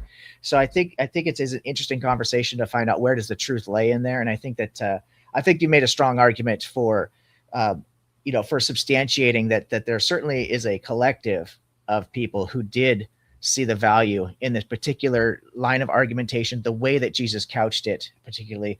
I think that there's a lot of influence that gets laid out in later scholarship through interpretation. You mentioned Aquinas a few times, and I do have a great deal of respect for Aquinas as an objective moral realist. I think Aquinas' natural law theory, I find that to be a very compelling argument. He based this on Aristotelian concept of morality. So I do think that Aquinas, he's certainly brilliant. I have a lot of respect for him, even as an agnostic myself. So I'm going to have a difference of opinion about Aquinas and his 5 ways, for example, and how he approached that. But you cannot deny his brilliance, right? And I think that a lot of what we get with modern interpretation of Jesus' teachings is filtered through these lenses of great thinkers. I think that when you break down the New Testament itself, you come up with a lot of problems between Paul and Jesus. I do think there's quite a tension there. What does it mean by, the law that Jesus was promoting? I mean, I could think of a particular passage. I believe it's in Matthew. From memory, I'm going to say around chapter 9, but I'd have to actually look it up. So you'll have to do your own reading here. But Jesus is criticizing the Pharisees for their hypocrisy. And in the example that he's using, he's criticizing them for not stoning their disobedient children to death, as per the Levitical law. So I don't see Jesus as being a pacifist, per se, to the extent that like a Gandhi was. But again, a lot of this is up to interpretation. People, how are you reading into this? Are you reading, is it more to focus on hypocrisy versus the actual law that Jesus was citing? I mean, I certainly think if Jesus was a pacifist, he could have used a better example. And you have the stories of him at the temple, right? Now you get a contradiction if you think he only did it once, or you're going to have to say he went into the temple twice, if you're going to harmonize or synthesize the 2 gospel accounts, right, of Jesus going in and kicking everybody's ass out of the temple. So there's other comments, better to have a sword than a cloak. I mean, I'm just coming off the top of my head with some Yeah, different quotes. I mean, let me just give a little bit of pushback. I don't think Jesus ever tells people that they should um, stone children, or I don't think he ever rebukes anyone for failing to stone a child either. He underscores Mosaic practices a couple of times, but I don't think he ever says you should be stoning your children when they weren't. I may be mistaken, but maybe Yeah, there. he definitely does. He doesn't use the word stoning your children, but he does cite the specific Levitical law. It's about disobedient parents and what the punishment should be for disobeying your parents. And if you have a reference Bible, it will actually take you to Leviticus. Maybe Matthew 15:3-6. No, I'm not disagreeing with you. It may be there in the Old Testament. There's a lot of things in the Old Testament that are obviously like very austere Mosaic laws. Now, by the way, when I cite the teachings of Jesus, I do have like sort of a framework that I think I've adjusted. And it's certainly not a novel framework, but it's adjusted from scholars. So I've kind of distilled down about 20 teachings that I think are really central to the work of Jesus. So I don't, you know, like for instance, the whole stone, I came to bring a sword, not to bring, peace.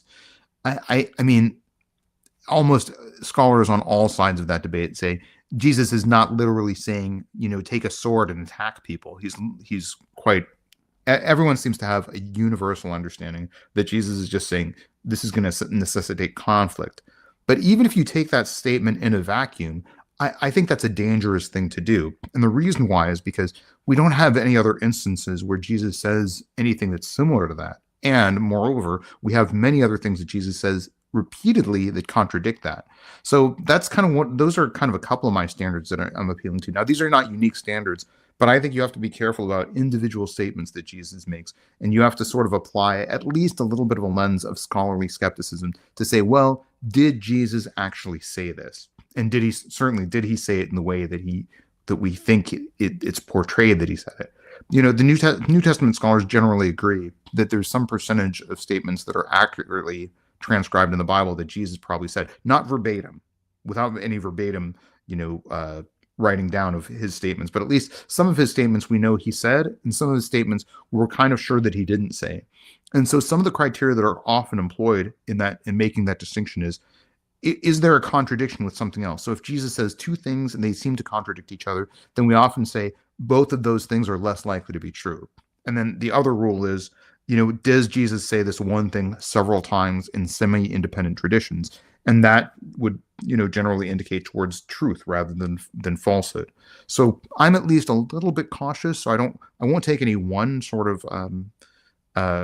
statement that Jesus makes.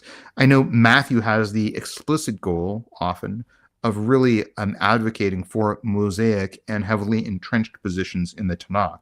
So I would sort of advise at least some skepticism on that point, even if Jesus said, yeah, we should uphold the Old Testament penalties for breaches in morality in certain ways that seem cruel now. I think we should at least take into account that's the lens from Matthew. So anyways, I kind of think if you're going to be sort of scholarly about what Jesus said and what Jesus didn't say, then that has to cut both ways. In other words, you can't say, well, Jesus said this one really horrific thing, and he definitely said that, but Jesus didn't say any of these positive things. I think there's sort of a criteria that you can use to apply that evenly. And this isn't my own set of criteria. I have like enumerated these criteria in a video that I'm putting out, but they're all based on work by, E.P. Sanders, Bart Ehrman, Giza Vermes, and other people who have written about Jesus, and a lot, John P. Meyer. So I kind of took a lot of criteria that those thinkers all use, and I sort of assimilated them into my own criteria. Anyways, I hope that wasn't too long a rant. No, not at all. Not at all. This is a place for you to speak freely, and I hope you feel comfortable in doing so. I think the pushback goes both ways, and it's been very respectful, and I think that we're setting a really good example for anybody who watches this video is how you can have different ideas, different opinions, different places of origin, and you can still treat each other with the same kind of respect that you would want to be treated with. You can approach the situation with humility, and to provide an example of that, I agree with you 100% in a lot of what you said there. I should say 100% and then a lot. That's not really mathematically accurate, but I agree with the majority of what you said there.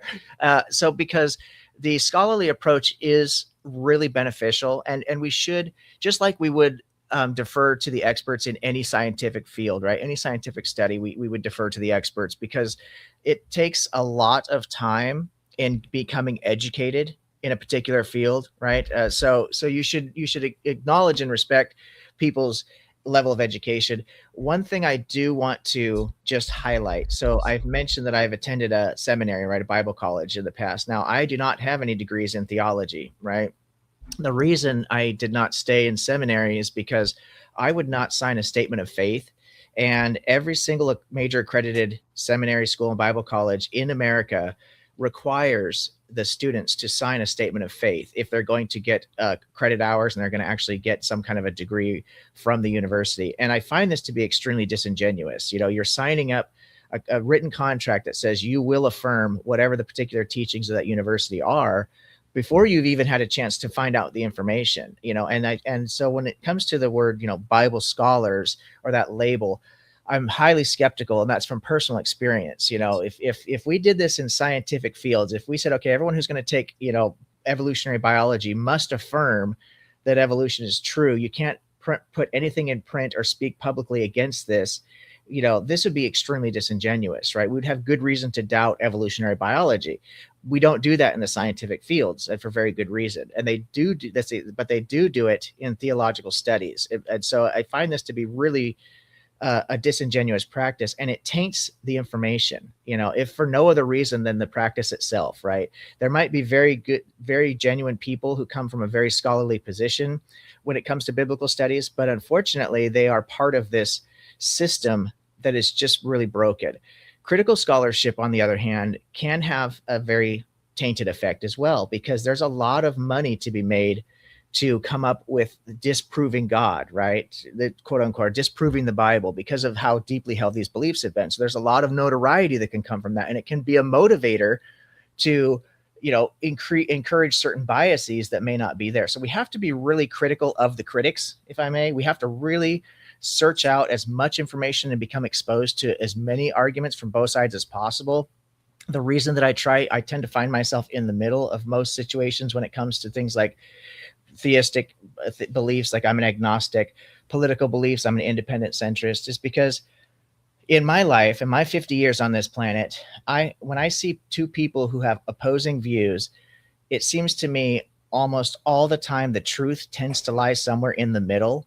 So I really encourage people to do like what Tavo was saying, to consider the scholarship, but I really encourage, I want to expand on that and say, consider both sides and consider the source. You know, what are the biases? Because it's very difficult for any of us to remove our own biases from something, if not impossible, right? We have to be really actively recognizing our biases and actively setting them aside at all times. It's a full-time mental job, just full-time focus, just to keep your own biases out of the argument, right? So it's difficult to do, but I encourage people to try and make that effort. And Dan asked a very good question, and I think that I don't think there is anything beneficial to unconditional love. I don't actually think there is, personally. I think that we need to protect ourselves. We need to prioritize ourselves to a certain degree in that. And I'm learning this actually from Ayn Rand. And I don't know, Dan is really the expert with Ayn Rand. So he's scheduled to be on my channel. So Professor Dan Norton, he studies Ayn Rand. He does that on his channel, as I mentioned before. He will be a guest coming up, I think, on the 25th, if I'm remembering correctly. So I really encourage people to tune into that conversation, because we are going to get into stuff like this, objectivism and things of this nature. But just to touch on this comment, if we don't take care of ourselves first, we're not really in a position to help anybody else at the end of the day, right? There are very few situations where self-sacrifice is really warranted. I mean, I could think of a couple of examples, but I want to save those for when I talk to Dan to see how he feels that. But yeah, in general, I think if you don't take care of yourself first, you're really not in a practical position to help other people. So that's how I would answer that. I don't know if you have any thoughts on this particular comment. I do think that it's important to sort of acknowledge that we're not talking about unconditional love to the point of, you know, where you're sacrificing your own survival. But I think the point that Jesus is making here is not like you have to like literally love and care about each and every, like, I think the point that Jesus is making is, if you look at the world and you only care about your husband or your wife and your children and those people who are close to you, is that any credit to you? So I think the point that he's making is he's sort of contextualizing this love your neighbor idea. So he's saying basically, if you just love your neighbor because you guys are friends and you're doing literally nice things for your neighbor and you're not universalizing that rule, then that is zero moral credit to you. So I think that's where the idea becomes more poignant. Now, I also think that, it comes down to prioritization, right? So if if I walk into a store and they say, here's a glass of water that you can buy for $10, no way am I going to buy that glass of water for $10. But if I'm out in the desert for 2 days and I finally come back to civilization and somebody says, here's a glass of water, it's $10, I'll definitely pay that $10. So I think when it comes to unconditional love to our fellow human being, we have to apply it in a way that sort of has that same ethic, right? So if I see somebody who's like driving down the street in their BMW, do I need to help that person? No, right? But if I see somebody who's like clutching their chest in chest pain in a grocery store, do I need to help that person, even though I don't know him, even though I don't know anything about him? That's where the rules of unconditional love become, I think, more morally compelling. If I see somebody on the street and they're really suffering, that's the person that I need to help. And I think so. It's really about more a contextualization of the idea that we should love our neighbor. And that contextualization is through Immanuel Kant's categorical imperative. It should be more universalizable. And though Kant indicates that explicitly in his own writings, I think Jesus makes the point more implicitly in a way that's more aphoristic. So that's the only thought I have on that. Good question, though. Yeah, I was thinking literally about Kant when you were talking about this, and Kant is something that I've actually mentioned in some of the videos that I've done in my own studies on objective morality. Kant has been a big influence. He really, especially in addressing Hume's arguments, Kant is a really great resource if you want to find out ways to attack Hume, and I would recommend Kant. And Kant's great reading anyway. But love Kant, yeah. Yeah, he is, and I do think that I do talk about this universalism, universalizing our behaviors and our actions. And I think that, and again, irregardless of whether you're on the objective versus subjective side of morality, the behavior is what really matters. And I think we can all agree that, acting in a way that you would want to be universal would be a very, very good way to go through life, right? Like I've used this example on my own channel, for example. So I said, I think one of the videos I did, I said, I don't want to live in a world where people are out murdering each other, right? So the best thing I can do, the most effective thing I can do as a starting point is to not murder anybody. I have direct control over that situation. I've automatically, through my own actions, taken one murderer off the streets by not murdering people, right? That's the first thing that we could, and if we all did this, there would be no murder, right? And you could look at this in theft or anything else you want to. So I love that you brought up Kant right there. You really, that resonates with me. Robin asked a very good question. I think this would be a really good question for you to address. I need to top off my coffee. So I'm going to put this question here on the board for you from Robin. She's somebody who's out in the community, for those of you who may not know, but she's in a lot of different channels. She's a very funny lady. I've seen her get on some lives. I think she talks on Missing Mods channel sometimes. Really funny lady, and really smart lady too. So here's her question. I'm going to let Tavo field this, and I'll be back in just 1 second. Hi, Robin. Great question. So how do we know that we can trust anything that Jesus said? So, there's really no single criteria that answers this, but I've sort of delineated what I think are major and minor criteria. So I've got major and minor criteria that increase the reliability of a quotation from Jesus as coming from a contemporary understanding, and the major and minor criteria that decrease the reliability of something that Jesus said, again, coming from, very verified historical scholars and coming from like the perspective that's, and I'm quoting people like Bruce Metzger here, John P. Meyer, Bart Ehrman, E.P. Sanders, John Dominic Crossan. So very, very neutrally, widely respected individuals. So just to give you some idea, I won't go through all these criteria, but the major criteria include repeated teachings. If teachings come from independent sources, so if something's repeated by, the Gospel of John and the Gospel of Mark, that's a fairly independent verification. If it also shows up in other works, I think that's an important source. And some of the teachings of Jesus show up in the Talmud and other works.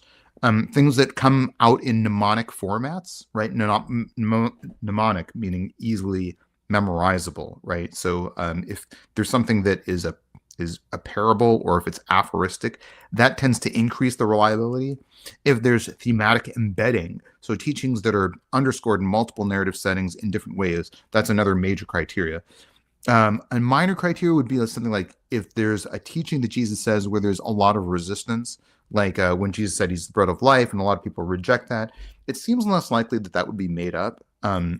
When there's a stylistic or rhetorical discontinuity, that seems like that might increase the reliability in terms of, a reference to pre-literary material.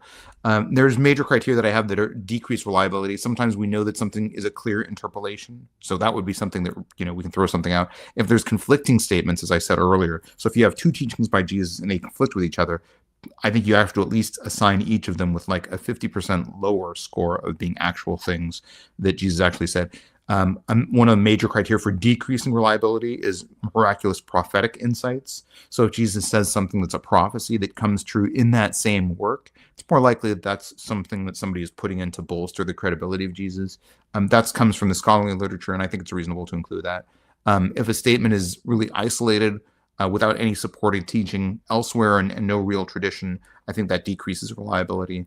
And if there's something is kind of like an apologetically resolved thing, so there's a lot of criteria that I use. I've sort of written these out in an email, and I've written who each criteria is from. But anyway, it's a set of major and minor criteria.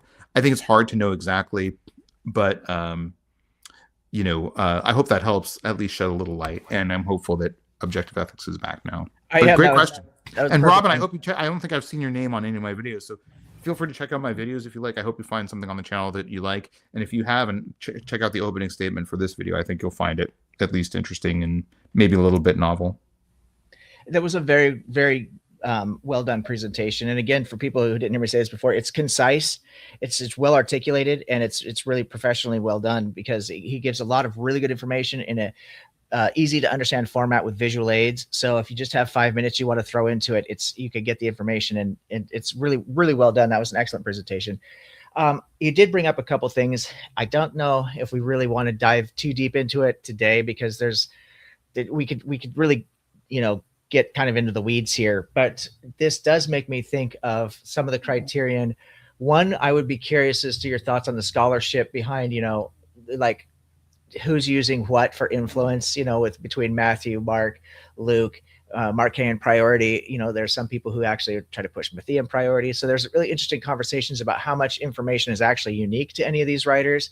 The other question I'd have is about the Q, the hypothetical Q document. I'm personally in line with Goodacre on that and the Fairhair hypothesis, but I'd be curious as to what you think about Q. And maybe we could do, I don't know if you've looked into either of those topics, but maybe that's a whole other video we could do together. Or if you have anything quick you want to say about that, because you mentioned comparative, analogy there. And so, what is it?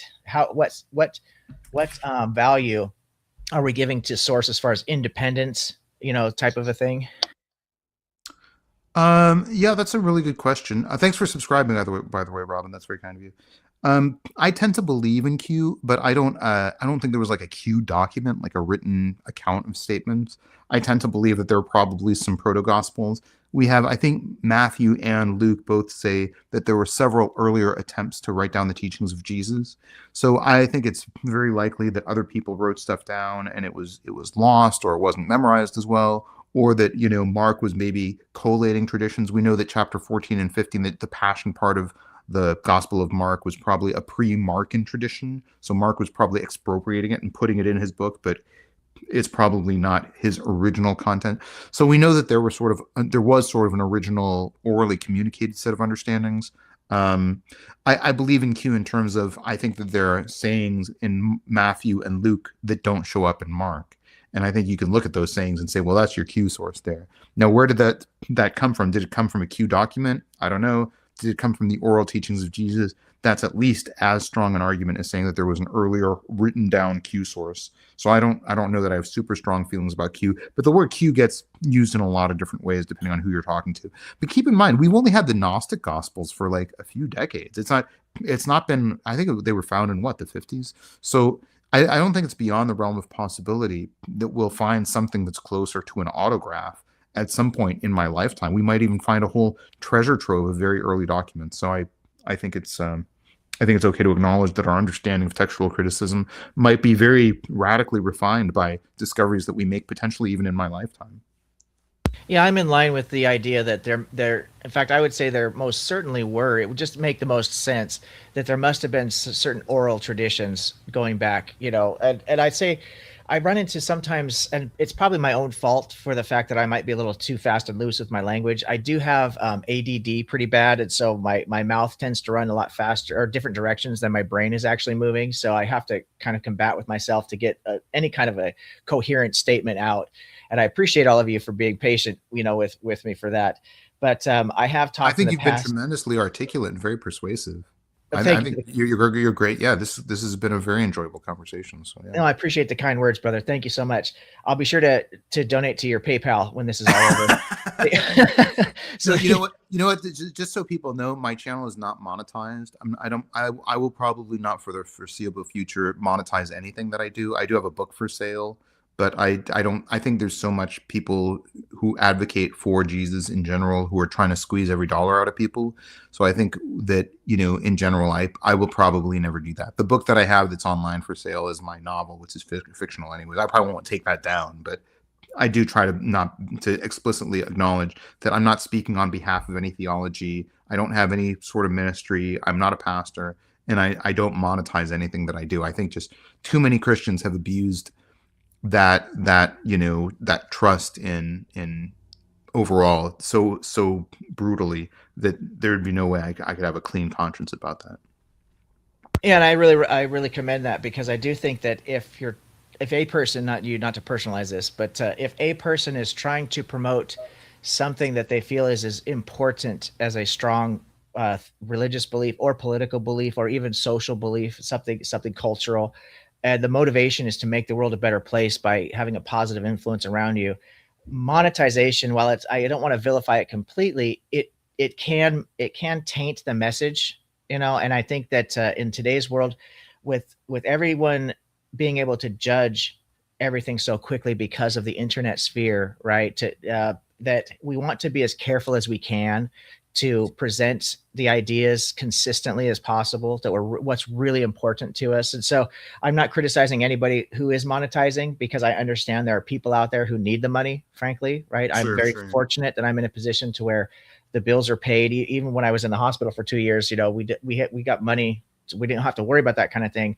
But not everybody's in that kind of situation, right? So YouTube can be a real benefit, or social media and monetization through that can be a benefit to people who don't have a different type of a skill set, or maybe a different opportunity due to other limitations. So I'm not vilifying monetization, but I do really admire people who recognize that it can taint the message, and maybe unfairly so, but that's just the world that we live in.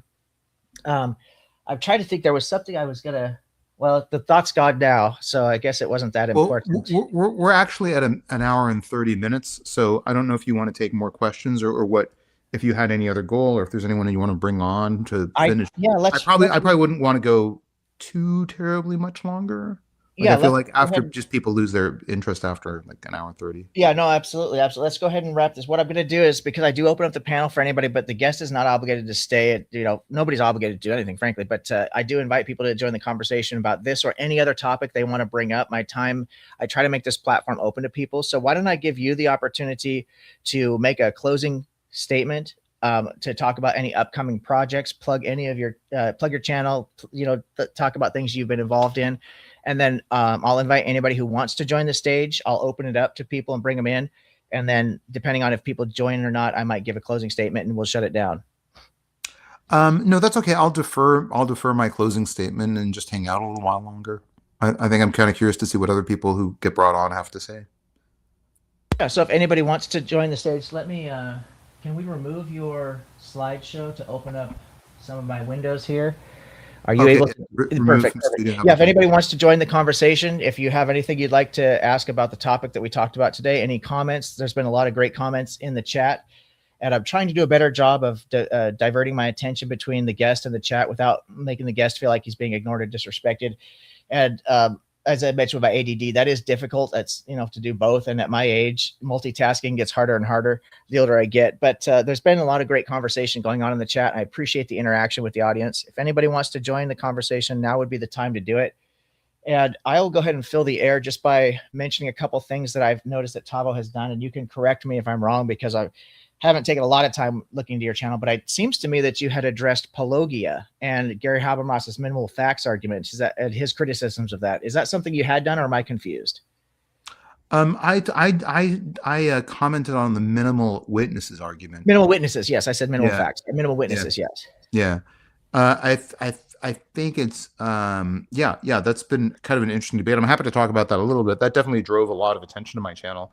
I have another debate coming up with I did a debate with modern atheism about the minimal witnesses argument, which I thought was really great. Paulo Gia did a response, and I did a response to his response, and I'm doing another video next week with the real seekers, just kind of recapping some of the arguments about minimal witnesses. But if people want to come on the chat or put in the chat like their questions about minimal witnesses, I'm happy to like sort of talk about some of the arguments that I put forth versus some of Paulo Gia's responses. And when you say debate, are you talking about formal debates where they're structured with a moderator, or is it kind of more of an informal setting, or what are those?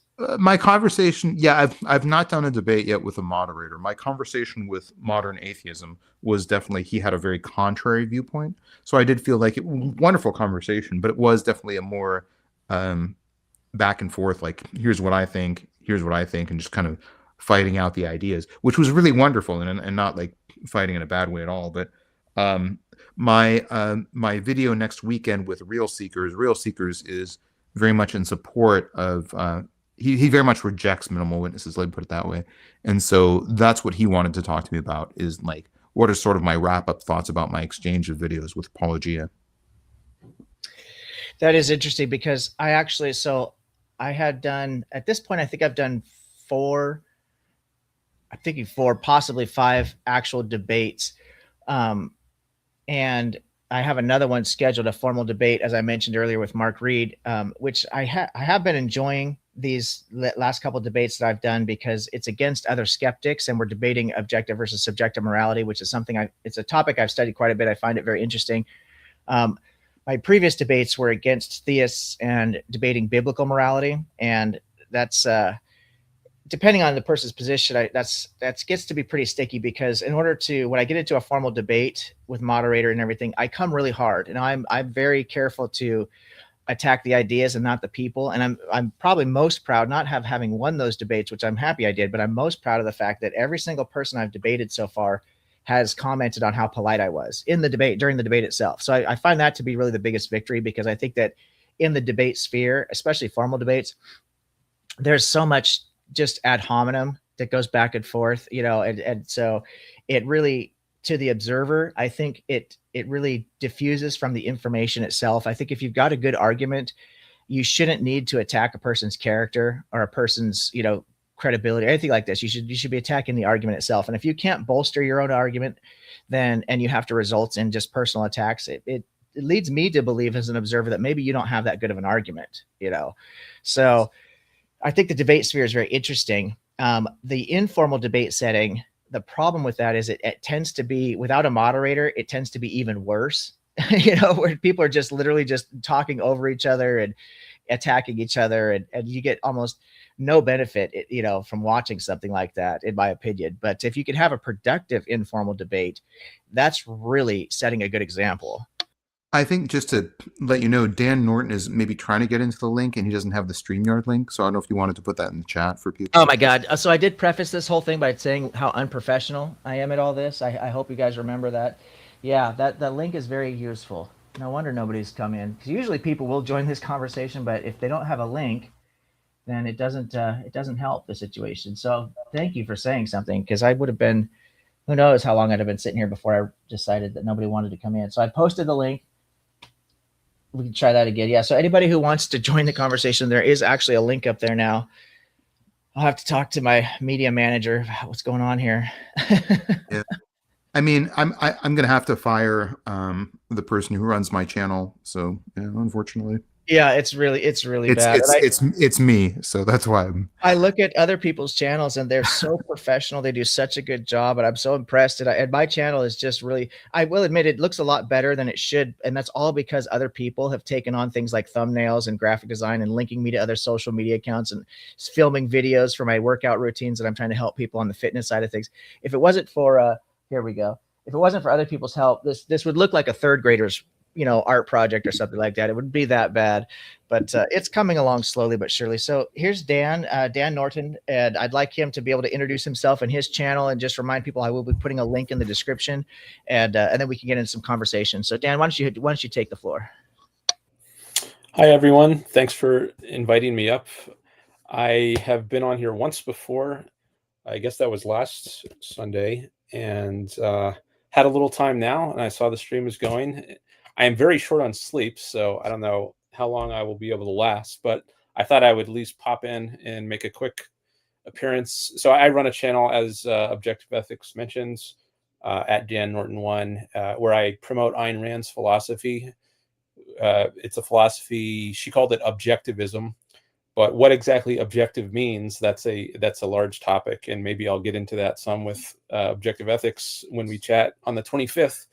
But just in a nutshell, she promotes reason, egoism, and capitalism.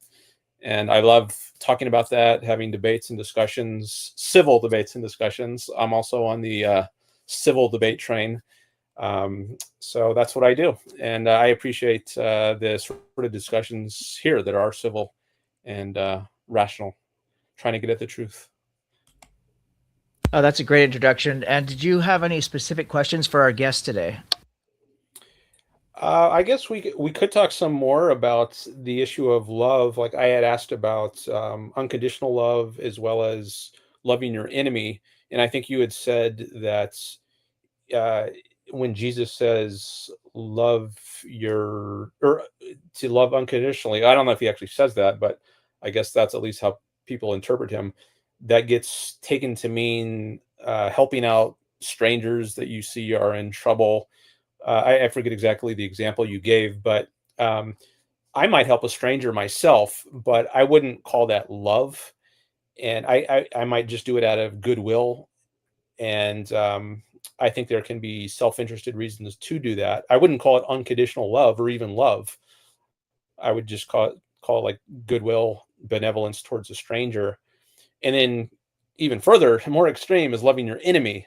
What is the sense of that? Why would that be a good thing? So I don't know if you want to talk about any of that, but if so, those are some possible topics. Yeah, I mean, I think it's a noble idea. I think humanizing your enemy is more what it's about. So let me give you sort of a different example, and I'll try and come up with a hypothetical but like reasonably relatable real world example. So like many thinkers which I cited earlier, I think that love is sort of the other side of knowledge. I think okay.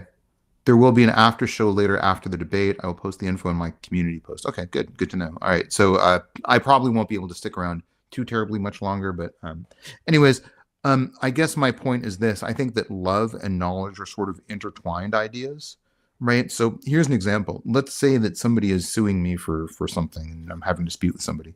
So one of the things that I can do is I can say, well, this is my enemy. I have to defend myself, and I have to take this person down, right?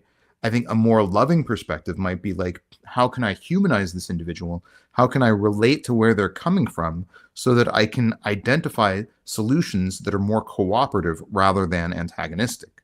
Now, that's based on knowledge, but in some ways it's based on love. Now, this is essentially just a minor quibble because I think there's another perspective that you could argue that, maybe the term love is not the best word for this, then maybe there's a better term to use. But I think what I'm saying is that love and knowledge are sort of, you can't have, they're conjoined, so you can't really have one without the other. And this has been argued by a bunch of philosophers throughout history. But I think when you it's not necessarily about just helping somebody who's downtrodden or unfortunate, but looking at other people and assuming that they are not just rational actors, but they're actors who have really legitimate, understandable justifications for the way that they're interacting with you. And sort of that sort of presumption of knowledge and that endeavor to get to know somebody is maybe an important aspect of knowledge that I think Jesus is teaching. I don't think Jesus is saying you literally have to feel love for each and every person, but it's more of sort of looking at somebody who's suffering or even somebody who's antagonistic and saying, how can I like sort of put myself in their shoes? How can I understand them more? How can I offer them a perspective that is maybe not necessarily literally loving, but at least humanizing? I don't think, Jesus is not like saying like literally you have to fall in love with your enemy. I think that the ethic that he's advising is very different than that. So it may be that love is not the best term. It's maybe a fraught term.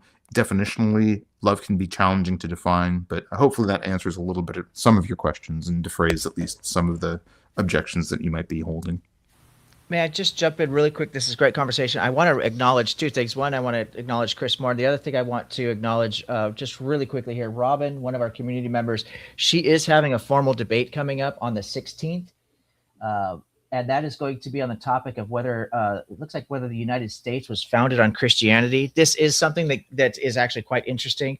So I'll be really excited to hear how she does in that debate. I'm sure she'll do very well. As I said before, she seems like a very smart lady, so she'll probably come with a really good argument. And it looks like there's going to be an after show to that debate, and that is happening on. Did you say Yerba Mate? During the debate.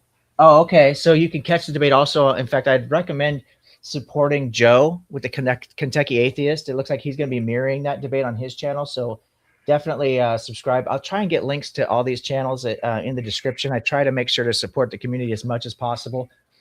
We don't always agree on everything because I don't hold strong political views in line with either the left or right, but I do respect all these people as individuals, and they've treated me very, very well. And I'm very grateful for all the kind words, especially when I was recovering from my medical problems. So really grateful to the community. And I'm going to try and get links to that. So check out the debate and the after show.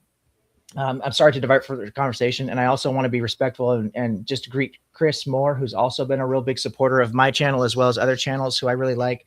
James Apperson is somebody I can think of right off the top of my head. So Chris, feel free to introduce yourself if you have anything relative to what we're talking about, or if you want to bring in some other topics here in just a second. Yeah, floor is yours. Well, I wasn't really, I don't really think I can add my 2 cents of like this discussion without basically just like basically burning the house down. But yeah, but for most of it, I was wanted to just reply to Tavo. Tavo. I can't spell. Okay. And just like you know that I'm not exactly like going at you for most of the conversations when I put in my input.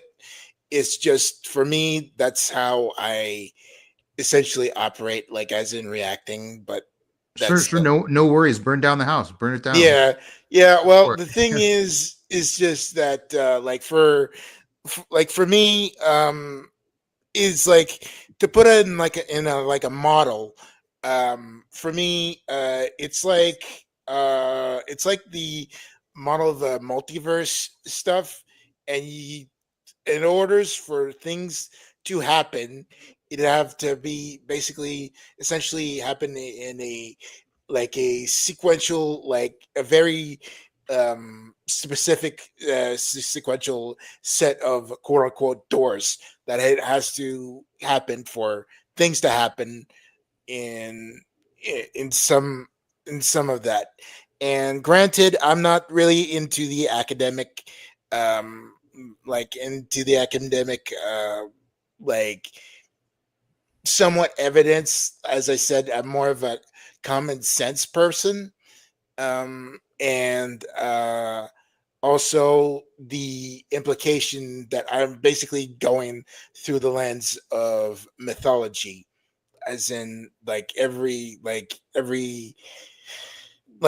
everything that's in the Bible is basically just mythology due to a telephone game, for lack of a better word.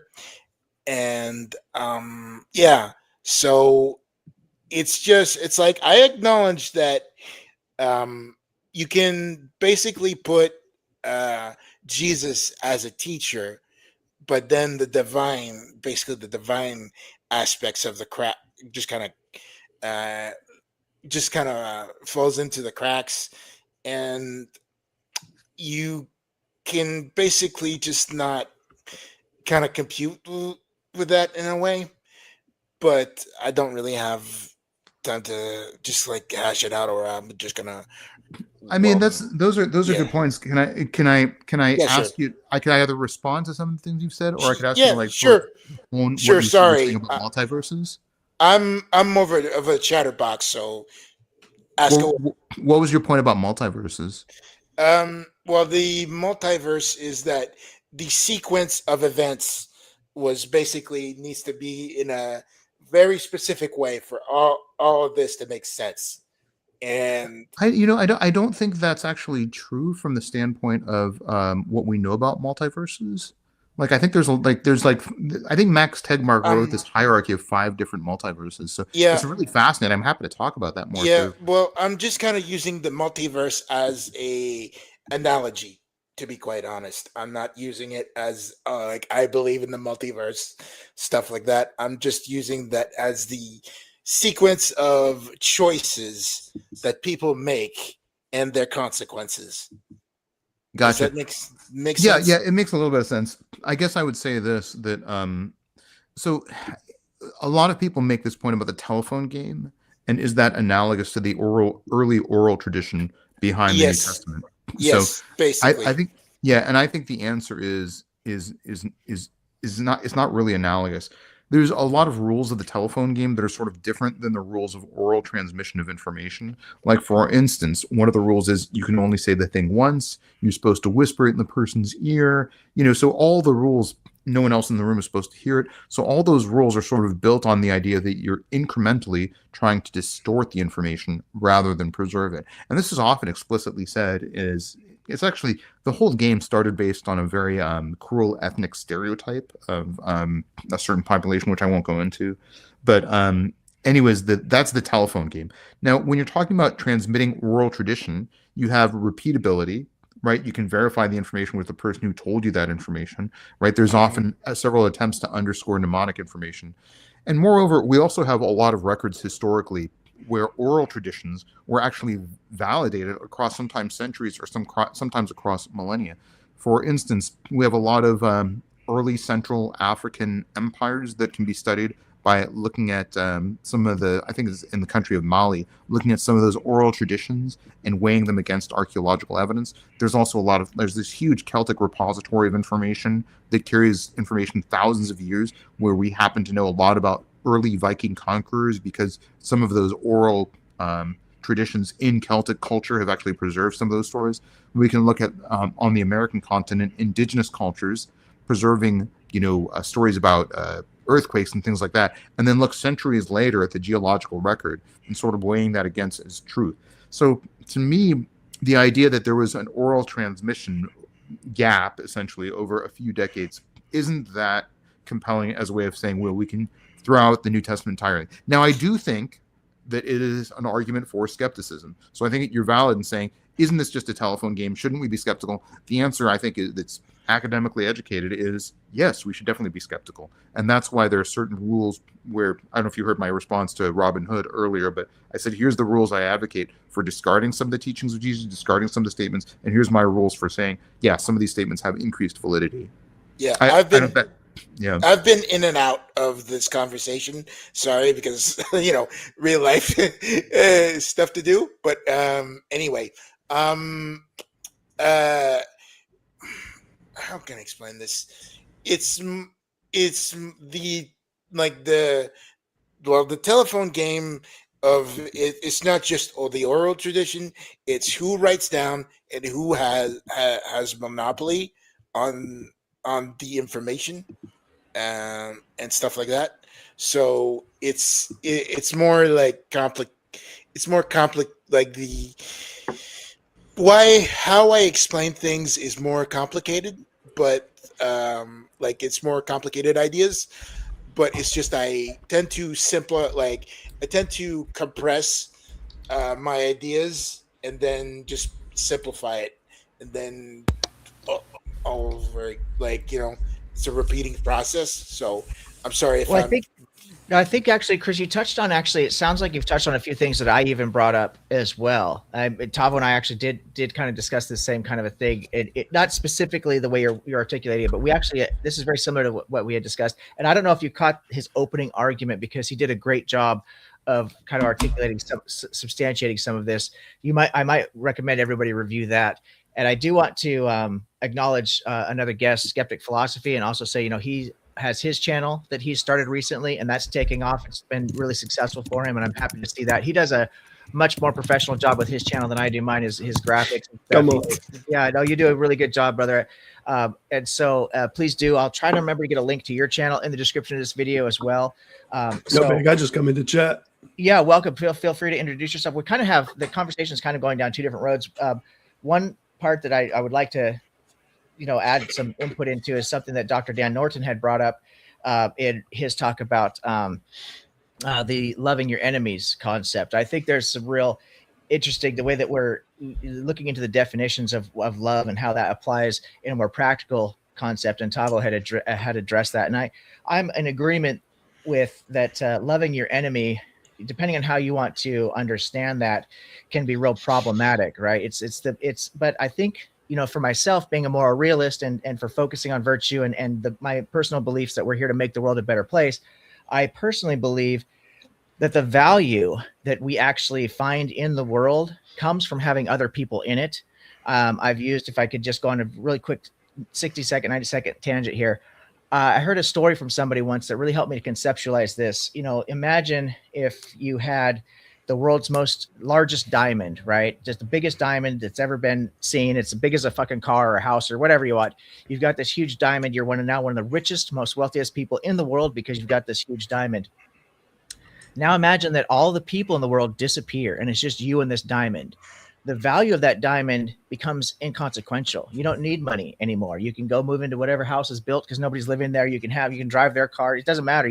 There's no need for any actual money, right? And so this diamond really, other than maybe, I think I talked about, Dan, you might enjoy the beauty of the diamond for a little while or the refraction of the light and stuff, but really the value that this diamond once held is gone as soon as all the people disappear. And then I say that the person told me the story said, now imagine if you are this diamond, right? And I think that's really ties it together for me, is if we're the only person on this planet, what value do we really have in life? What value do we have? What do we get out of life without other people to enjoy life with, without building each other up, without supporting each other? So I think that, when it comes to the loving your enemy concept, if I can try and tie this all together, is that it's not the enemy's actions or behaviors or beliefs that you have to love, but you must remember that we are all human beings. This is what I really try to promote with this channel, and why I'm trying to platform so many different ideas is because at the end of the day, everybody who knows me knows I call everybody brother, sister, family. Even though I'm not a religious person, I do believe that we are connected with this humanness, right? And so if we focus on this humanity aspect, this is how I conceptualize the love your enemy types of statements. It's not that you love these behaviors, right? It's that you love the idea that you are a human, you want to be loved, and so therefore you extend this love. And we can redefine love as maybe the virtue of charity or kindness or fairness or something like that. That's how I would address that. And then we're also talking a little bit, Chris Moore brought up the actual, critical scholarship aspect behind the actual truth claims behind, some of the gospels and stuff that Tavo had addressed in his opening statement. So for anybody who wants to really get a view of that was discussed in the video. And it looks like I have a few people trying to join this. I'm going to have to dip out. Maybe I'll try and catch back up later, but That's too bad. I actually came in because of something you said that I think it was. Yeah, incorrect. I think it's too bad too, Skeptic Philosophy. Because I saw you on here, and I've actually checked out. We were on a chat a while back, and I checked out some of your videos. I think.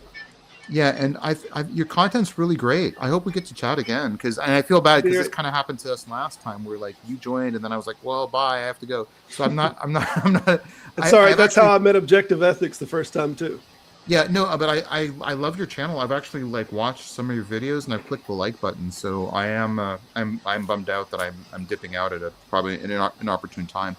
Does anyone have it? Do you want me to try to take one last question, or can we give it? Yeah, let's have Skeptic ask his question since he jumped in specifically for that. Skeptic, did you have a specific Well, it was question? less of a question and it was more of a statement. You made a kind of a caveating backing into the corner that the chain of events where the telephone game, that it was not analogous to. And it does seem to me you made the statement specifically that it wasn't analogous to because there's a single telling. But there's a single telling every single time and every variation of that. It's like if there's not a master key and you're getting a copy of a key, and then the next time you get a copy of a key, it's of a different key. There's not a singular key that is being copied from. So you're still getting the same problem, regardless of whether it's coming from this source or coming from another source. It's not always coming from the original source over and over. Subsequently, you're still having the exact same issue. Yeah, I mean that's a reasonable perspective. I have to dip out, so I guess I'll claim victory by the terseness of my response.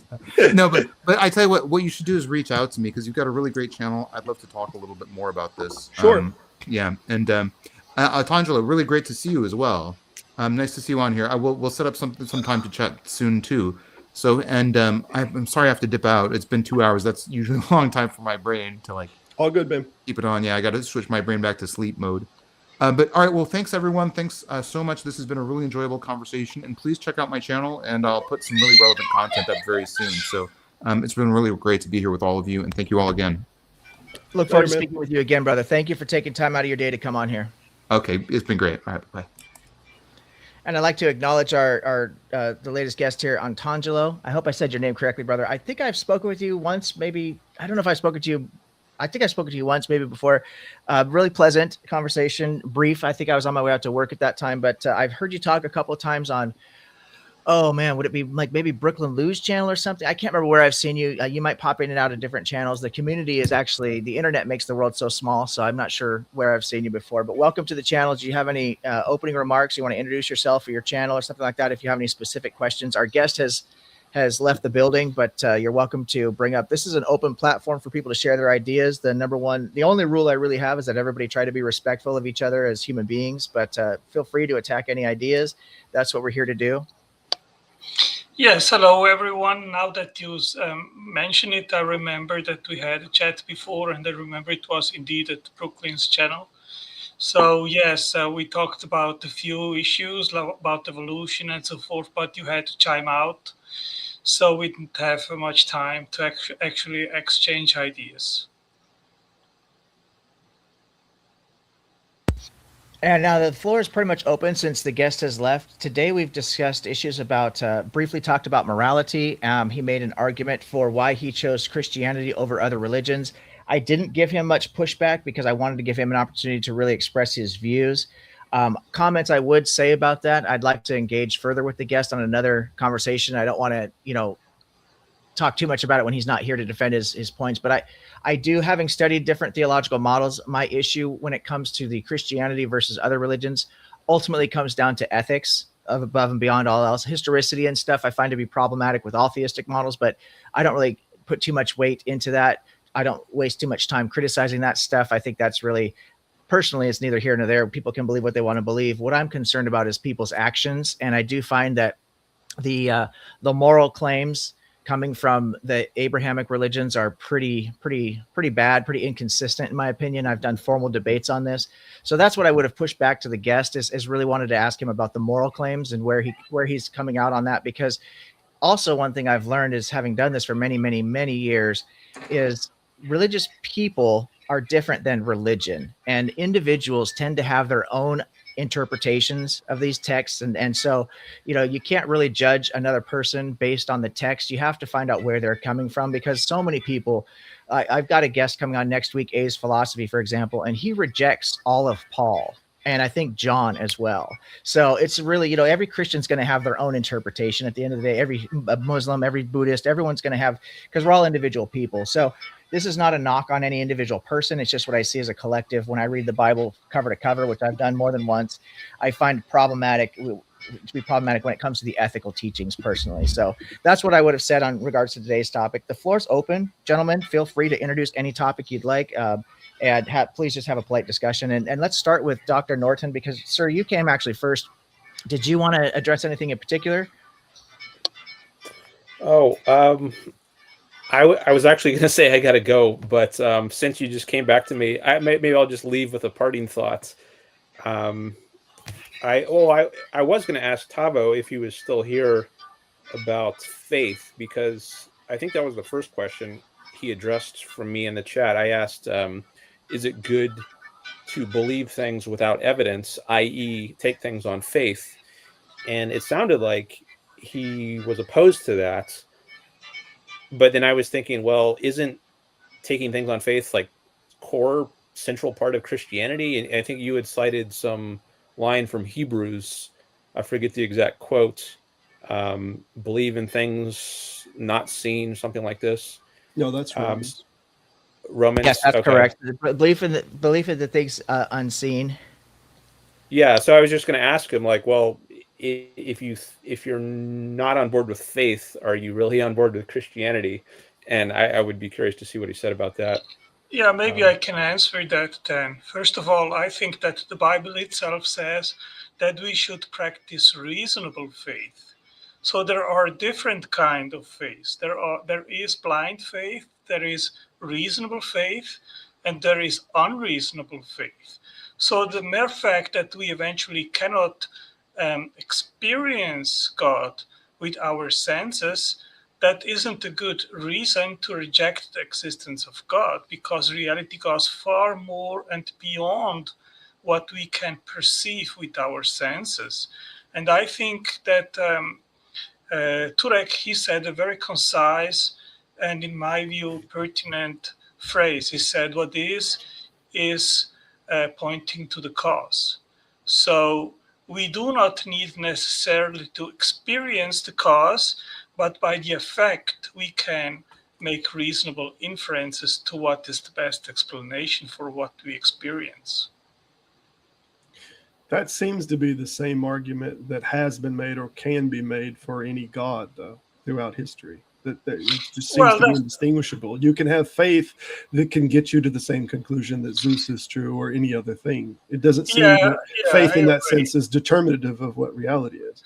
Well, I agree, and I am actually an apologist which uses a cumulative argument for God's existence, and I started to explain that to you, and I think that the starting point when I am debating or having a conversation with an atheist is this: we have basically two competing worldviews, and I can describe mine with very simple and basic terms which do not contradict each other, which is a deity which is eternal, powerful, conscious, personal, intelligent. And these qualities or qualifiers, they are logically not contradicting. So a deity with these qualities is logically plausible and possible. And we do contrast it to the atheistic or naturalistic claim that such deity with these characteristics does not exist. And then the question is, which of the two proposals is the better inference based on what we experience around us? Let me just clear a little bit of air, because I know, Antangelo, and I apologize, in large part it is my fault that there is tension between us in some sense.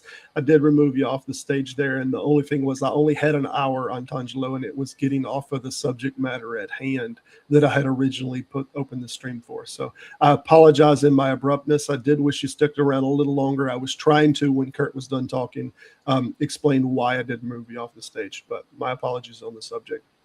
Okay. It just wasn't on task, and I only had an hour. Okay, I appreciate you guys. I appreciate you gentlemen being so cordial. I know these topics can be divisive, and I do recognize, with Skeptic, I've noticed that on his stream he does stick to a schedule. It's probably a more professional way to approach things.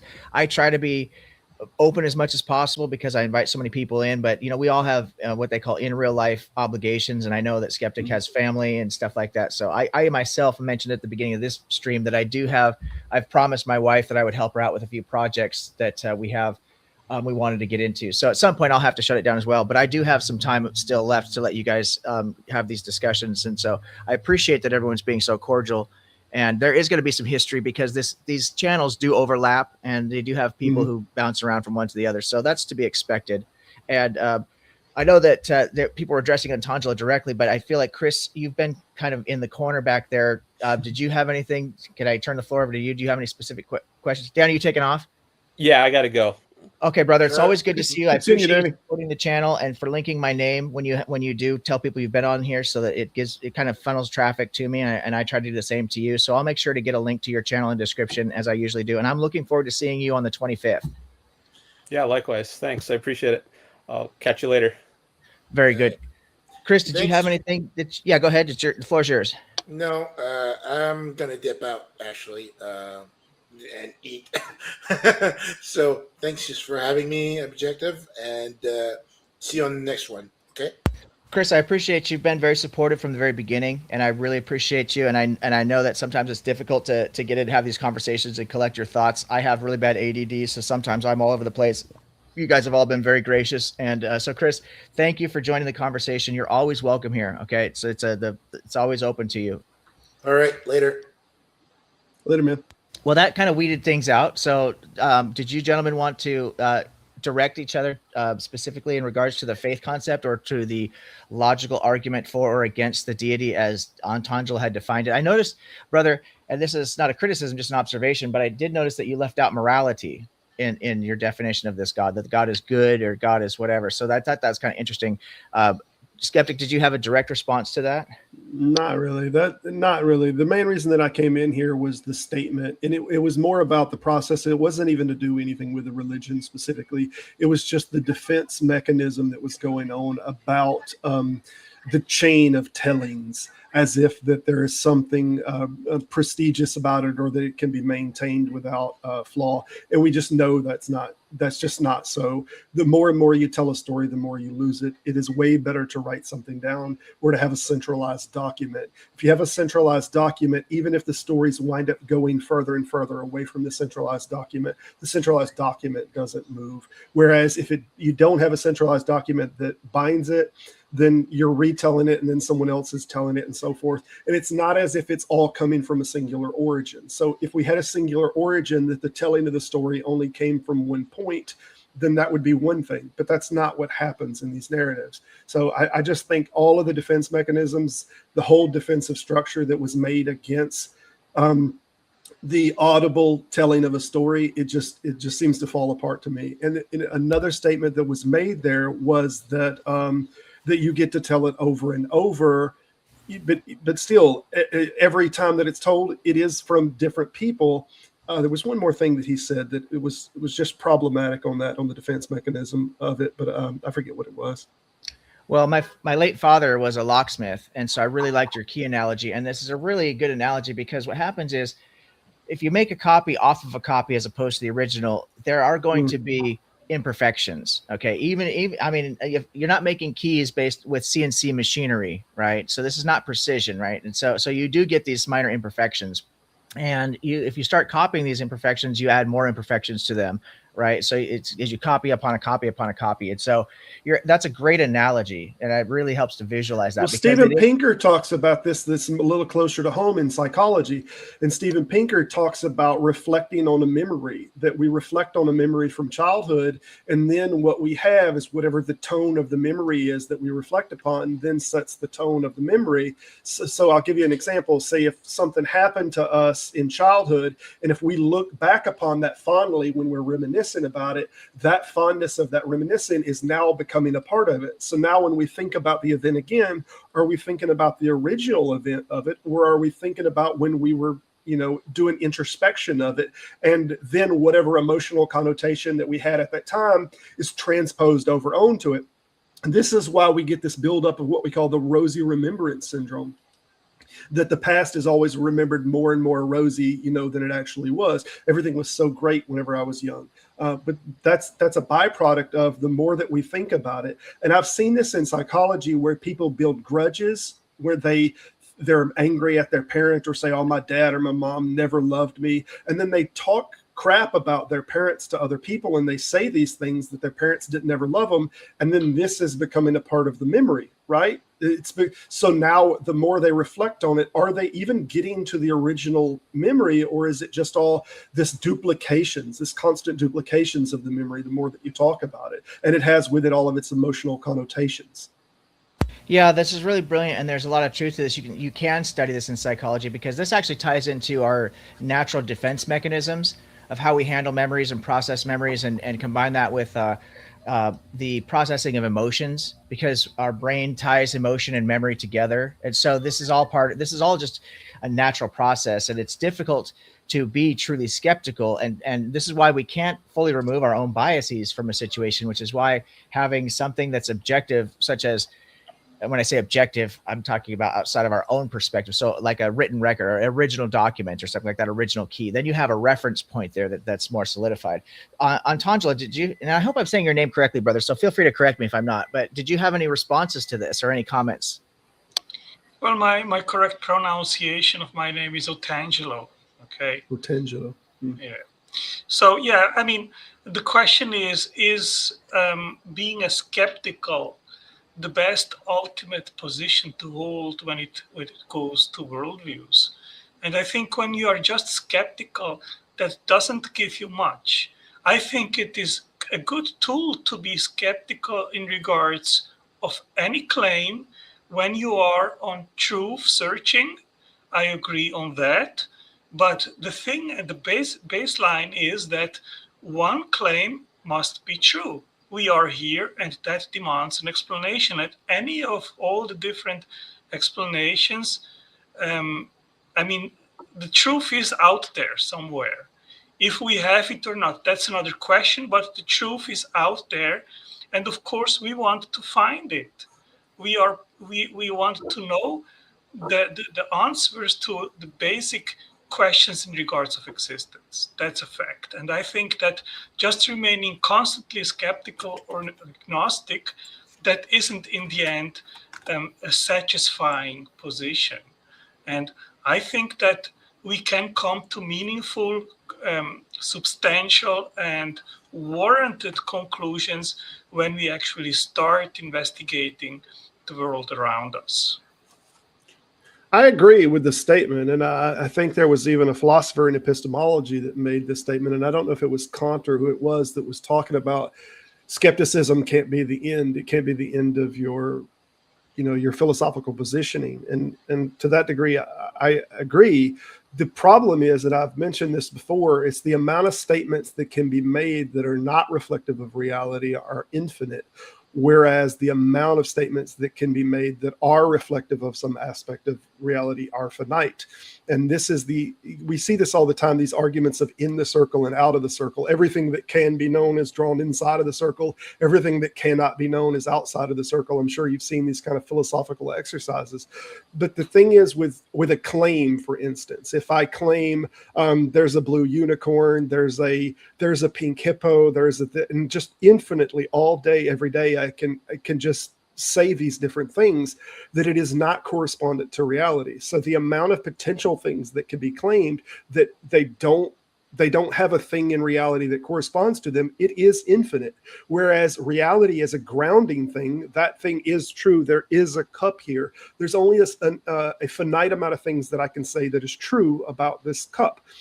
Beyond that, I can say an infinite amount of things that are not true. Subsequently, of every claim that can be said, there's an infinite runaway of the amount that cannot be reflective. So such you do have an infinite can be wrong and a finite can be right. It seems warranted to be skeptic about a claim that we cannot ground in reality, because just the chances alone that it is correct, if we can't ground it in some sense, it's infinitely more that it's incorrect, because there's just so many claims that can be made that are not true. Yeah, I agree on that, but the baseline here is that we have a world which is which we can experience around us, and it can give us hints to causes and to origins. And I think what is essential here, in order not to lose time to investigate things which are meaningless and senseless because they cannot be true, is first to have a solid epistemological framework, and based on that, then doing our investigation. And I think one of the important things here is precisely to establish a framework. What are the possible or plausible worldviews that should be or could be investigated to eventually come to a meaningful conclusion? And what we see is constantly precisely these two conflicting worldviews, one where there is a deity in whatever form or whatever description, and the other where there is not. So we have this distinction. And I am trying precisely to define a deity in the most simple defining terms in order to have an easier way to detect which of the two claims is most likely true, that there is a creator, a deity, or not. That's why I leave out at the beginning questions in regards of morality, justice, injustice, or all these things, or omni claims that God is omnipotent, because that brings up into the question a whole a number of wormholes, which I think are not necessary right at the beginning to be discussed when we want just to find out which of the two basic claims are most likely true. That's why I characterize God as in special, intelligent, and obviously then the counter argument, there is no intelligence at the beginning. Once we have made this discrimination and distinction, we have a fantastic tool to actually look around us and then try to find out, does the physical natural world show signs that an intelligence has to be involved in creating this complexity, this order, this universe, life, and biodiversity or not? I would like to just commend both of you gentlemen for maintaining such a civil discourse. And I'd like to just take a moment. I don't want to derail. It's a fascinating conversation, but I'd like to highlight, I mentioned a couple times throughout this stream, Ace Philosophy. He'll be the upcoming guest. I believe we're scheduled to do that next week. I'd have to look at a calendar, but I believe that's next Sunday that Ace Philosophy is coming on. So I just want to acknowledge him. I will be putting a link to your channel in the description of this video, brother. And I really want to recommend that people do check out Ace Philosophy channel. He has a very interesting methodology or hermeneutics, we'll say that. And he's got some really good arguments that he makes.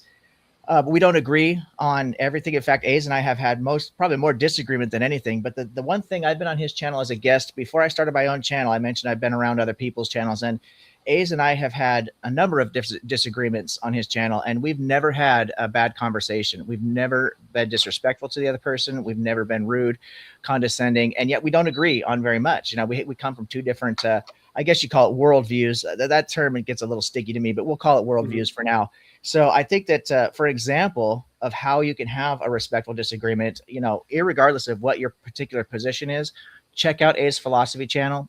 He does a great job with that. He's done a couple of really good debates. He's performed very well in those debates, in my opinion, talking about Christology, things of this nature, you know, the method of, you know, the nature of salvation. And so I think he talked about the Trinity as well in a debate. So he's done really well. So I think follow Ace Philosophy if you like this type of content. And I also wanted to acknowledge Joel Davis.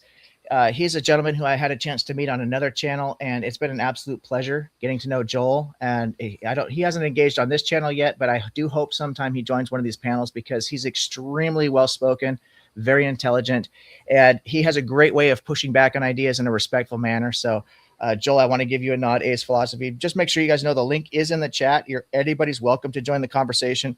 And I appreciate the flow of how this is going. And on Tangelo, if I may, I'd like to comment to both of you actually in regards to skepticism and the value of skepticism. I'm in agreement that skepticism is extremely important. I find, and I've done some shorts, maybe, I don't know if I've done a longer video. I should maybe at some point, because some people on other platforms have reached out to me to say how much they appreciated that video that I did. But I talked about collective ignorance. I find it to be very problematic and very dangerous. You know, it's very easy for us because of our social nature, right? We're a social species of animal. Cooperation is paramount to our survival. And as part of that, biologically, the neurology that drives our personality is going to be driven towards cooperation. And so when we find people who agree with us, we are automatically attracted to them. It boosts our ego. We can look at a lot of the psychology behind the ego and stuff. And it's very easy for us to latch on to people who just share our ideas, right? The problem is that we get into a group, especially larger groups that are sharing all the same idea. Nobody's stepping back and thinking critically. And I'm just getting into Schopenhauer, but he actually talks about, you know, how people are afraid to push back against the community. And it's not because of their ideas being rejected. It's because the very idea of questioning the community is what gets rejected. So thinking critically is so important. If you're all going the same direction, if you look around and you're basically part of a herd somewhere, you better step back from the situation and see, is this herd leading me off a cliff? Am I going the direction that I really want to be going? Because without some healthy skepticism, you could find yourself propping up ideas that don't really match your own moral values. I see this happening a lot in politics. People latch onto a political view. They want to be on the left or on the right because they think that this position identifies with what they believe overall. But there are specific policies that are put into place from both sides of the political aisle that are very problematic. And I don't care which side you want to put your finger at. I see problems with both sides. And people end up defending politicians or even political views that really aren't in line with what they think is actually important if we're really concerned about the well-being of others, for example. So I encourage people to think critically, and I want to just kind of highlight that. I find that to be really important part of this discussion. Skeptic, did you have a response? Oh, no, I just do want to say, as Philosophy USA, I extend an olive branch. I don't think it's as rare or as odd that people reject Paulinian doctrine as a lot of people do. I've heard people that are both atheist or Christian that think that that's odd thing to do, and I 100% don't think that's odd at all. I think it's very common. I think there's distinct doctoral views that are going on there from Paulinian. I did think it's slightly strange with John, but I don't know if he's talking about like 1st and 2nd John, or if he's talking about the Gospel of John, and he's just trying to mainly stick with the corpus of the 3 first Gospels, the canonicals. Yeah, I'd love to have you check out that conversation, Skeptic, next Sunday if you're available, because I'm going to get into that with A's, and I do believe it's canonical John as well as 1st and 2nd John. And I'm curious because even as many times as I've spoken with A's, we've talked about a lot of things, although we have touched on religion quite a bit, because I've talked about, like, you know, I've been in discussions, we'll call it, with other theists on his channel who are trying to promote the biblical flood myth, you know, and that's one of the stories that I will debate actively is the biblical flood myth, for example. But I don't debate too much about religion because I would rather talk about the way people behave as opposed to what they believe. I think and one does affect the other, I will admit, you know, but the behavior is what's most important to me. But as far as his views, I really want to get into that with him.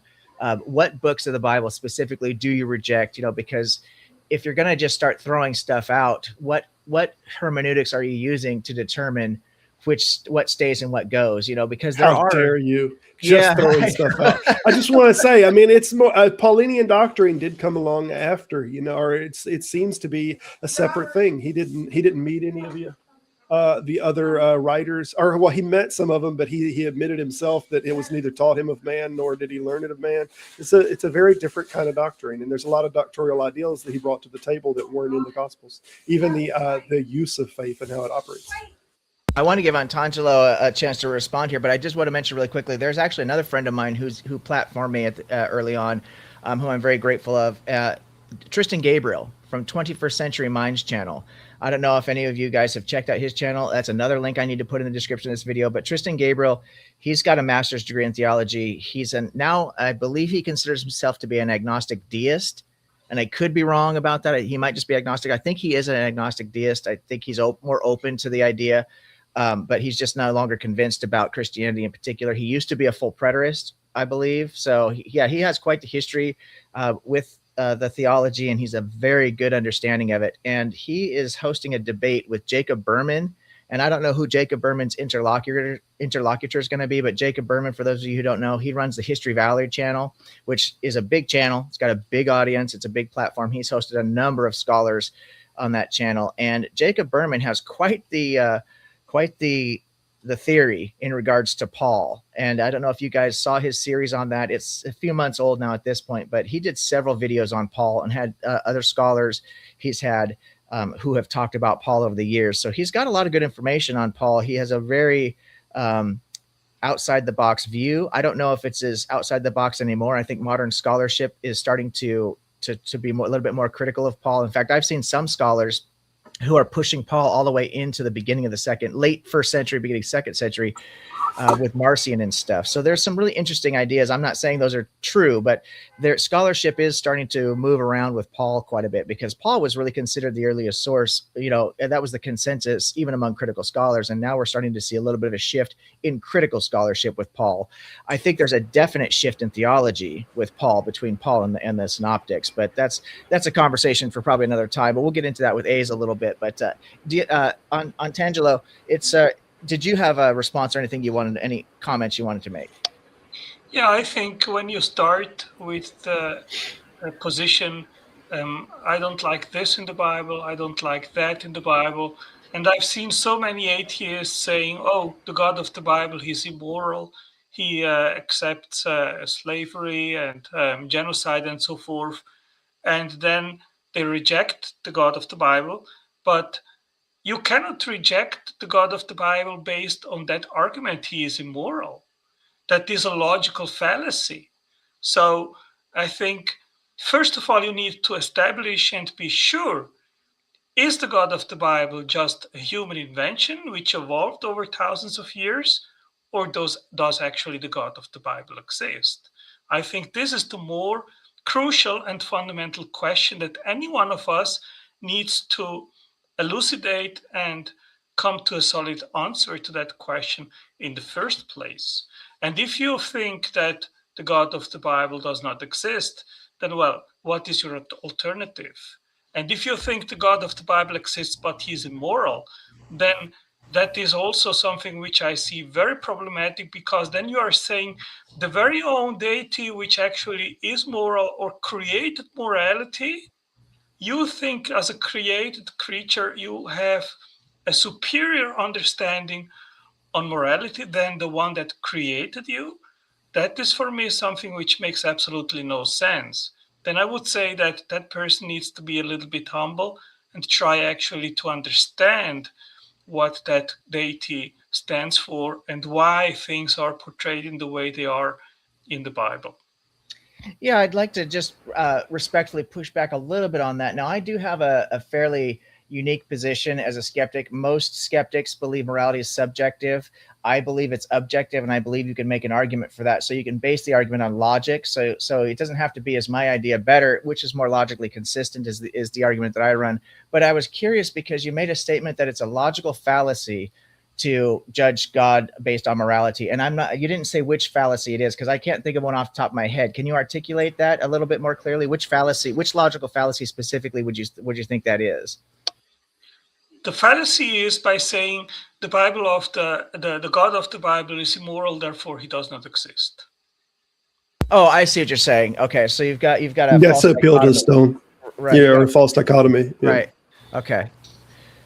Just you could even say it's an appeal to emotion to some degree, but yeah, I mean, I don't think anyone's saying that, and I just wanted to give a moment, because you originally said that what atheists throw out this book or that book. This isn't an atheist that we're talking about. This is a theist, and it's not generally atheists that pick or choose what books, because collectively they're not in from an atheist position. None of them are inspired by a deity, so we don't have a particular preference for this one or that one. It's inside of theology, inside of theists, that they pick and choose which ones to, as you said, throw out. But let's keep in mind, they also pick and chose which ones to put in. So it may very well be the case that human beings that picked which ones to put in shouldn't have put certain ones in to start with, because they're not consistent with the core ideologies or core corpuses. So in the case of the gentleman that does reject Paul, he's rejecting Paul because he doesn't believe that it's in alignment with the core and that it's a secondary doctrine. Now, we could have the argument with, well, how far along can we let Origins, or can we let, First Clement or even Second Clement come in there? Should this be a part of canonical? And a lot of people they draw their line based on the tradition of where the canonical gospels were established. So when you say the Bible, I mean, when we're talking about in the first century, we had a different canonical set that was accepted at the time. And though I'll agree that Paul was accepted in that, this is not an atheist thing. I think first of all, you wrote it off to being an atheist thing, and I think it's a very theist thing. And I don't think that it's a blind, I'm picking it out because I don't like it. Otherwise, you'd pick and choose which Paul ones you like and which ones you don't. You're cutting Paul out completely. This is not it's just a doctrinal thing that you don't think that Paul, and again, I don't want to speak for the individual, but scholars have spoke on this subject as well, that Paul may not very well be Christian himself, that it's just something that he never met Jesus. He was never taught by Jesus. The doctrines that he come up with doesn't seem to be that he learned them from walking around with Jesus. He said it was neither taught of him, nor did he learn it of man. So his ideal is it's all divine revelation to him. So how can the man be Christian if he didn't follow Christ? This is a doctrinal issue. And if I may, just really quickly, there was another, let me see. Well, okay. I don't want to throw too much at you because I don't want you to feel like you're getting piled on, because that's not the point of what we're here to do. So go ahead, on Tangela. That was kind of directed towards your argument. Did you want to address that? Yeah, I mean, what I see all the time is atheists just poking holes in whatever comes up in regards of the God of the Bible, and very rarely I see them investing the same efforts, time to investigate the alternative. And this is something which I constantly point out to any atheist. Hey, if you want to present an alternative which is superior to theism and in special to Christianity, hey, be my guest, present your arguments, defend what you believe, because what you don't believe, I really don't care. I think that's an interesting comment. The one thing I would say about that is, based on my observations, now I've been a lifelong agnostic, so I could say if you wanted to levy that type of criticism against someone like myself, but I think that it may be just based on the own limitations with your own anecdotal experiences, perhaps, because in my experiences, I find it to be the opposite. And again, this is anecdotal on my end too. I recognize that. So I'm not trying to be hypocritical here, but in my experiences, most, and I mean the significant majority of atheists, and I don't know too many agnostics, but I would say the agnostics are the same. They are former theists, many of them for many, many years. And so they have done their due diligence. One of the pet peeves that I have, and it's based on the respect factor alone, is I find, and I'm not saying you're doing this, brother, okay? So I'm not trying to accuse you personally of this, but I'm just saying as an observation, generally, I see that a lot of theists will make the claim that the atheists left the religion because they just wanted to sin, or they were never a true Christian, or all this kind of bullshit. And I think that's very disrespectful and very disingenuous way to argue. You know, I think that the atheists who have left the religion, I know a lot of atheists who are have degrees in Bible studies, for example, that are, and some of them are fairly well known on the internet. I think Justin from Deconstruction Zone would be one of the names at the top of my head. Bart Ehrman has degrees in theological studies, right? I mean, he was a believer before, he was an atheist. Many of these people who are atheists were devout believers, not just on the fence. And I think I'll go, because I'm a cultural Christian. There are those as well. But many of these atheists nowadays really got into this and really studied and really followed the hermeneutics of their particular denomination and tried to look at it as critically as they thought they could. And in doing this study, this critical search, that's what actually led them out of the belief. So I'm not sure that's a fair criticism, and that's based on my own anecdotal experience. So I could be just as wrong. I admit that fully. That would be my response to that. And I don't know, Robert, did you have any observation about that comment? No, I'll look at him and speak on it. I mean, I come from it. I started theology school. I was in my first year whenever I left. I just couldn't buy it anymore. And I didn't let it go because I wanted to go sin. That's just the stupidest argument that's ever come down the pipe. Because generally what you get is the lifestyle and the behavior of the individual that leaves the church doesn't go to a life of drugs or a life of, living carnally or whatnot to start with. So there's nothing that's gained in leaving that except that you're pursuing truth. I think the ideal that is being represented regularly is that, they leave because they want to sin or because they hate God or this, that, and the other. And it is very disingenuous, but I understand why it happens. I think it's a retention argument. I don't think they're trying to convince anyone that this is what's actually happening. There's this method that's used in Santa Claus movies that is, you see it in Miracle on 34th Street. You see it on, what's the one with the guy that has the mustache that did all the beef commercials? I'm trying to think of his name, with the reindeer and all. But you even see it on the Scott Calvin one. There's this idea that goes on that the way that you explain to children why adults don't believe is that something happened to them and that they didn't get this toy or this thing. And what it does is it solidifies in the children's mind, oh, that's why dad doesn't or uncle doesn't or this person doesn't. So it works as a retention in-group thing, that the group that holds the value of the thing being true, it explains away other people that don't believe that. And then that person can say, oh, well, that makes sense now, that my belief is still a logical and rational thing. And it's just dishonest. It's dishonest. And we see it both in the entertainment field, that they portray it in the Santa Claus thing. And we see it in the religious studies, that people create this whole icon of the individual that leaves because they're angry with God. And it's a falsity. People leave the belief in Santa Claus for the exact same reason that they leave the belief in God, is that they cannot rectify it with the reality that they understand. And I think we do see a lot of evidence in this, and that when you see there's so many Christian, Muslim, Jews, it's not just the Christians that do this. There's so many theists out there putting out videos who consistently misrepresent what atheism is by definition. And it's at the point to where it can no longer be written off as ignorance. It's got to be intentional. This is not a positive claim that there is no God. Now, there is a type of atheism, that there's hard atheism, which is a positive claim there is no God. Most atheists that I know are not making this claim. Which atheism is just like theism, right? Excuse me. It's an umbrella term. And so if somebody says they're a theist, if I'm going to have a productive conversation, or if I'm going to have a criticism of their beliefs, I need to address their beliefs specifically. Excuse me, I had to clear my throat.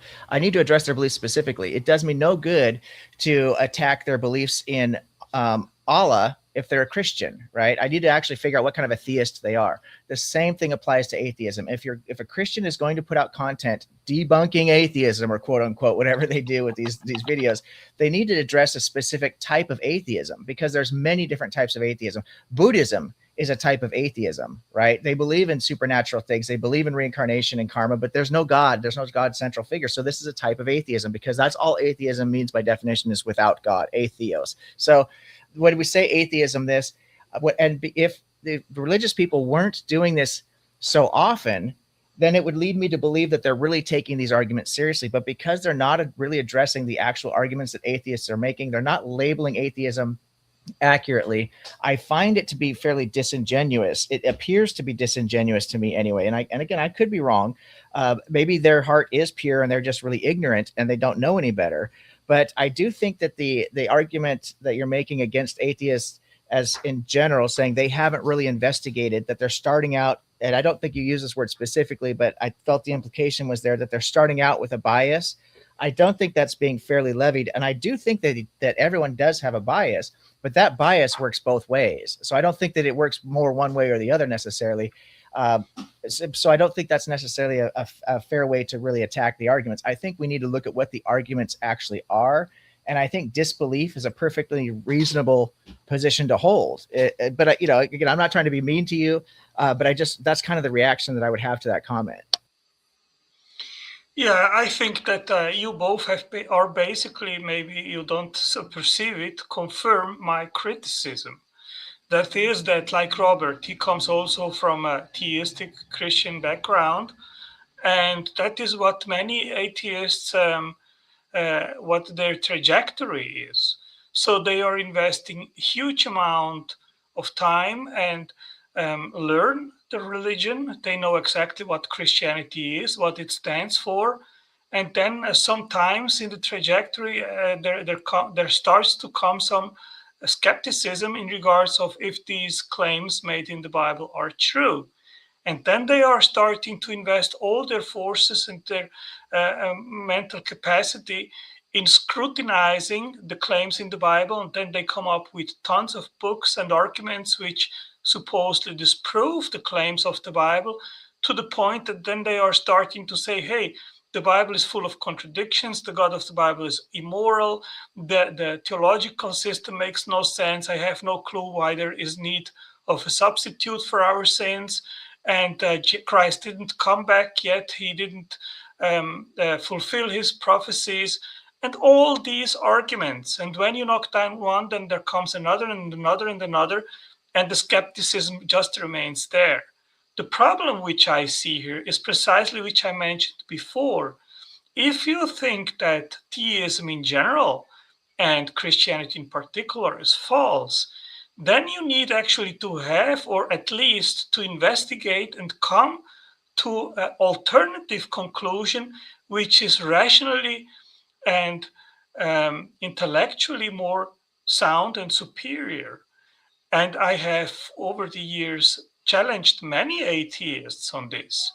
And very often what comes out is that most of them, they have actually never investigated it, taken time to elaborate what the consequences is of naturalism and atheism and the proposition that no God is required to explain our existence. And then very fast they confess and they say, well, I don't know, I am agnostic. I am an agnostic in regards of God, but I am also an atheist. I don't believe God exists. So there comes very soon a point where they have to admit, I have not made the due investigation which I should have done in order to be able to substantiate my position that no God is required. Gentlemen, this has been a lovely conversation, and, Yep. and this is exactly what I wanted to set up this platform for, is for people to come with different views. And I want to commend both of you for being so polite and also so well articulated. We're both very intelligent, and you articulated your points very well, very clearly and concisely. You gave each other time to speak, and nobody, took over the conversation or went on long-winded rants. I think everything that was said was relevant, and I really appreciate the way you all presented your ideas.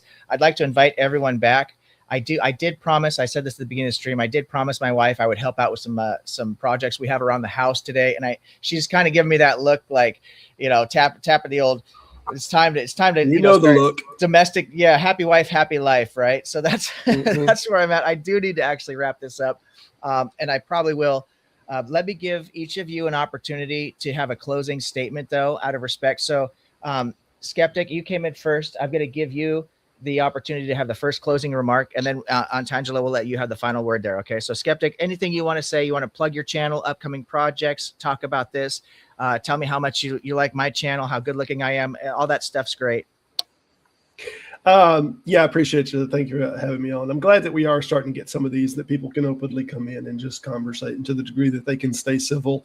I appreciate that all of the different channels, both theist and more atheist, this is starting to happen more, that people can have good open engagements and dialogue like this. That having been said, I'm Skeptic Philosophy at Skeptic Philosophy on YouTube. You can check me out. I don't think that you have to have an answer for something. I don't think there's any imperative that you have to have an answer for something that meets the degree that you could come up with a bad answer rather than not having an answer. It's a lot easier for me to say I'd rather not have an answer at all than that answer to be wrong. So the idea that we have some imperative that we have to come up with an answer, that there has to be a reason for why things are here. There are things here. Look around you. There just are things here. The idea that we have to have an explanation for that and that we have to be couched in that is as silly to me as holding up an envelope and saying, what is the object drawn on the other side of this? You have to pick one. You don't have to pick one. You have no idea what's on the other side of the envelope. So there's no particular reason that you're compelled to pick one whatsoever. I think that's just nonsense. That having been said, I yield. Thank you for having me on. I really appreciate that closing remark, and I do recommend people do check out Skeptic's channel. He's really well spoken, as you just heard. Am I not able to? There we go. And absolutely, he does a great job. And he had a great talk yesterday with Kurt. I hope I said that name correctly. I think it was Kurt. Yeah, he did a good job talking about the origins of Yahweh, and he offered a really great presentation on that. So I recommend people look at that video. I'll try and make that the link that I put in the description here for you, Robert, for that particular video. It was Kurt did a great job with that. So, I agree with everything that Robert said, actually. Not that that's relevant, but I do think that what he said is right on point. You don't necessarily have to justify disbelief. I mean, it's up, the burden of proof is a real thing, and burden shifting happens all the time in these conversations. And I think it's, like I said, that's why it's important to figure out where a person's coming from, to figure out if they even have a burden of proof per se. It's not, You do not have to have a solution to be able to criticize or debunk a particular proposition. You don't have to come up with the correct answer to know that what's being offered is incorrect, right? So I think there's something to be said for that. Thank you for stopping in, Robert. If you want to just let yourself out, and then I'll highlight on Tangelo. Before I let you speak, I want to commend you. It's very difficult. You know, you had more skeptics on the channel. Tavo kind of left you hanging there. No, he did tell me his time was going to be limited, but once he left, you're kind of the only theist, and it's easy to feel like you're being attacked, or you have, even if people are being respectful, which I believe everybody was. You got different ideas coming at you from different places. And I've been on the other side of that coin. I've been the only skeptic in a room full of believers. And, you know, they're just coming at from so many different angles that it can be difficult to have a linear conversation and to get your ideas out. And so yeah, I think you handled it all very well. Would you like to go ahead and have the final word here? And then I'll do a quick closing statement. But anything you want to talk about, if you want to plug your channel, talk about some specific ideas. I try to keep it somewhat short, somewhat concise, because I am on the clock here, but the floor is yours, brother. Yeah, I think Matt Dillahunty of 10 years ago or so, he made a very similar argument. He said, if you have a jar full of balls and they are numbered with even and uneven numbers, and you ask a person, are there more even or uneven numbers in the jar? Of course, if you cannot count them, then you cannot give a concise and possibly true answer to that question. And as Robert gave the example and brought up with that letter and said, well, tell me what is on the backside written on the letter. Of course, if you have no access to the information, then you also cannot give a probably true answer to that question. I fully agree on that. But if you want to transmit that to the quest, which is between atheism and theism, then this doesn't uphold scrutiny. Why? Because we have a whole natural world to scrutinize and to find answers. And as I set up the framework, you can say, on the one side, there is a deity with intelligence. On the other side, there is not. Now, let's establish what are the signs of intelligent action? What are things that intelligence can do that we know that non-intelligence cannot do? And once we have established that, then we can look around the natural world and check and see if there eventually are signs of intelligence. And once we have established this epistemological framework and apply it and start our investigation, wow, we are in the 21st century. Science has unraveled a lot, which 100 years ago was not known. Today, we know that the universe most likely had a beginning. We know that it operates based on physical laws. We know that life depends on instructional information. We know that the building blocks of life are complex and specified and need a very complex specific configuration, which has to be selected. We know all these things. We know we have never experienced that matter can produce consciousness or moral values. So we have about 10 talking points, which are the baseline, which fully support theism and an intelligence on the bottom of reality rather than not. So claiming, well, we cannot know anything for sure, that is simply not true. And even 2,000 years ago, the Apostle Paul, he said in Romans 1:19-22, looked into the world, and it's unwarranted to say there is no deity because the natural world points to a creator. And that comes back to what I said previously. You don't need to see God in order to infer that a deity must exist and have established this world and its order. I appreciate you keeping it concise. I know there's just a lot to unpack there when it comes to this conversations, and you were very respectful of my time, and you handled the criticisms and the pushback very well with grace. I invite you to come back sometime. On Tangelo, there are a lot of questions I do have about some of the comments you made, and I don't know, maybe we should set something up to where we could have more of a one-on-one conversation, have you as a featured guest. I am trying to open up the platform for people with all different views because it's only fair. And I do try to promote fairness. As a moral realist, I believe that fairness and egalitarianism is how we should be approaching life.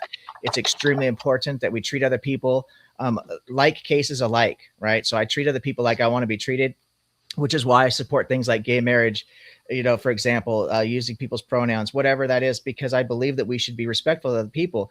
I may not always agree with everybody else's agenda or their views or their conclusions, but what I do agree on is that we're all human beings. And so I think that you handled yourself with grace today and respect. And I think that my guests treated you with respect. And so I hope you do feel that you were acknowledged in that way. If you want to get together, you could, my email is accessible in the description of my channel. I don't know if you've subscribed to my channel. I always forget to tell people to do that. I'm so bad at this. Please do like the video, subscribe to my channel.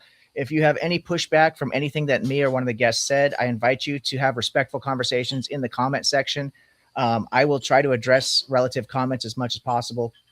And on Tangela, if you want to see yourself out, and I'll go ahead and just close out with a few remarks and invite you to come back anytime. Reach out to me directly if you want to be a guest on the show, and I'll platform you, and you and I can have a conversation.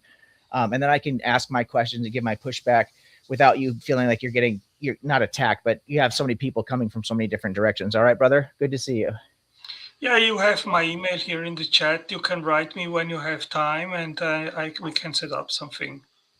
Very good. Thank you for that. Okay, so yeah, I don't know if I can I might be able to see this chat once I stop this stream. I don't even know how it works. I may be able to pull that off. If not, but if you don't hear from me in the near future, like I said, you can get my email off my description of my video or off my channel description. It's there for anybody to use freely. So I'll try to remember to pull it off this comment section. But if this comment disappears after I end this stream, I don't know how that works. But either way, we'll get a hold of each other in the future. Okay, cool.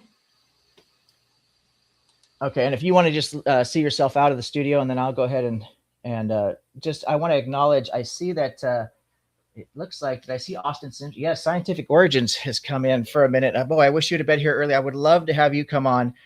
And you would have been the perfect person to talk to on Tangela, because when it comes to evolution, I can't think of a better person. Mark Reed does a great job with evolution as well, as you know, but you would be absolutely a perfect person to really have that discussion. I don't know if you're still in the chat here. I'm not going to bring in more people on now because I've got obligations to the family I need to take care of. But Austin Sims, I would love to get you into. In fact, let me just highlight one of your comments so people know who I'm talking about here. Where would one of your?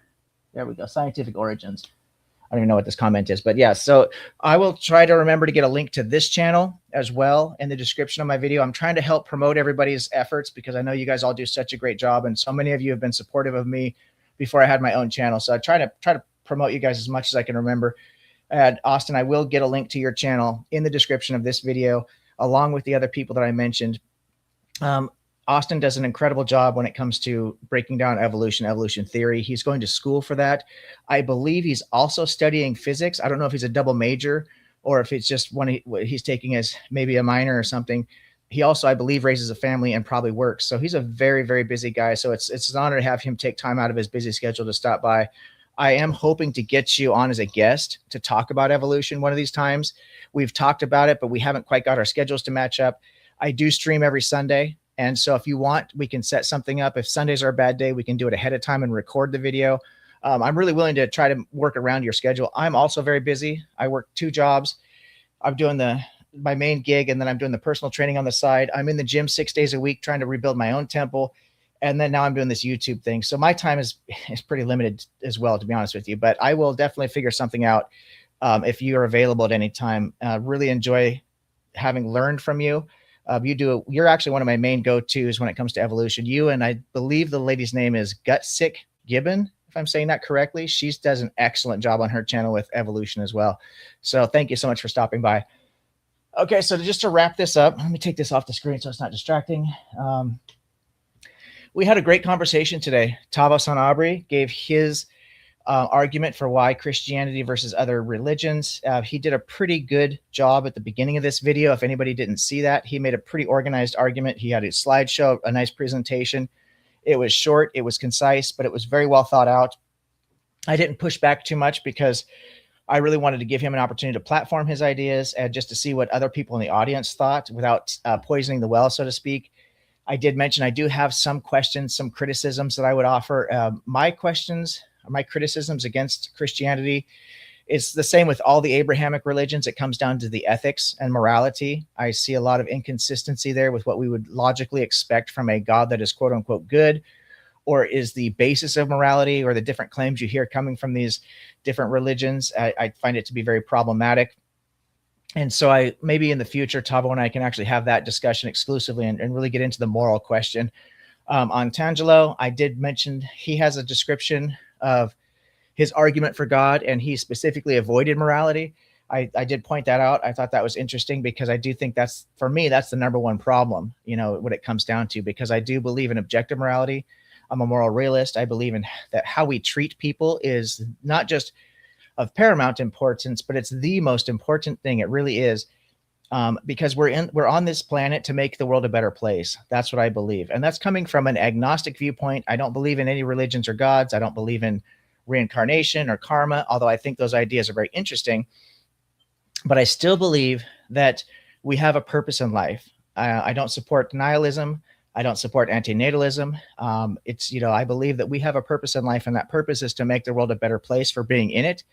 I thank everyone who supports this channel, everyone who I've just had conversations with, because I think you are making the world a better place. I know that my world is a better place because you're all in it, even when we have our disagreements.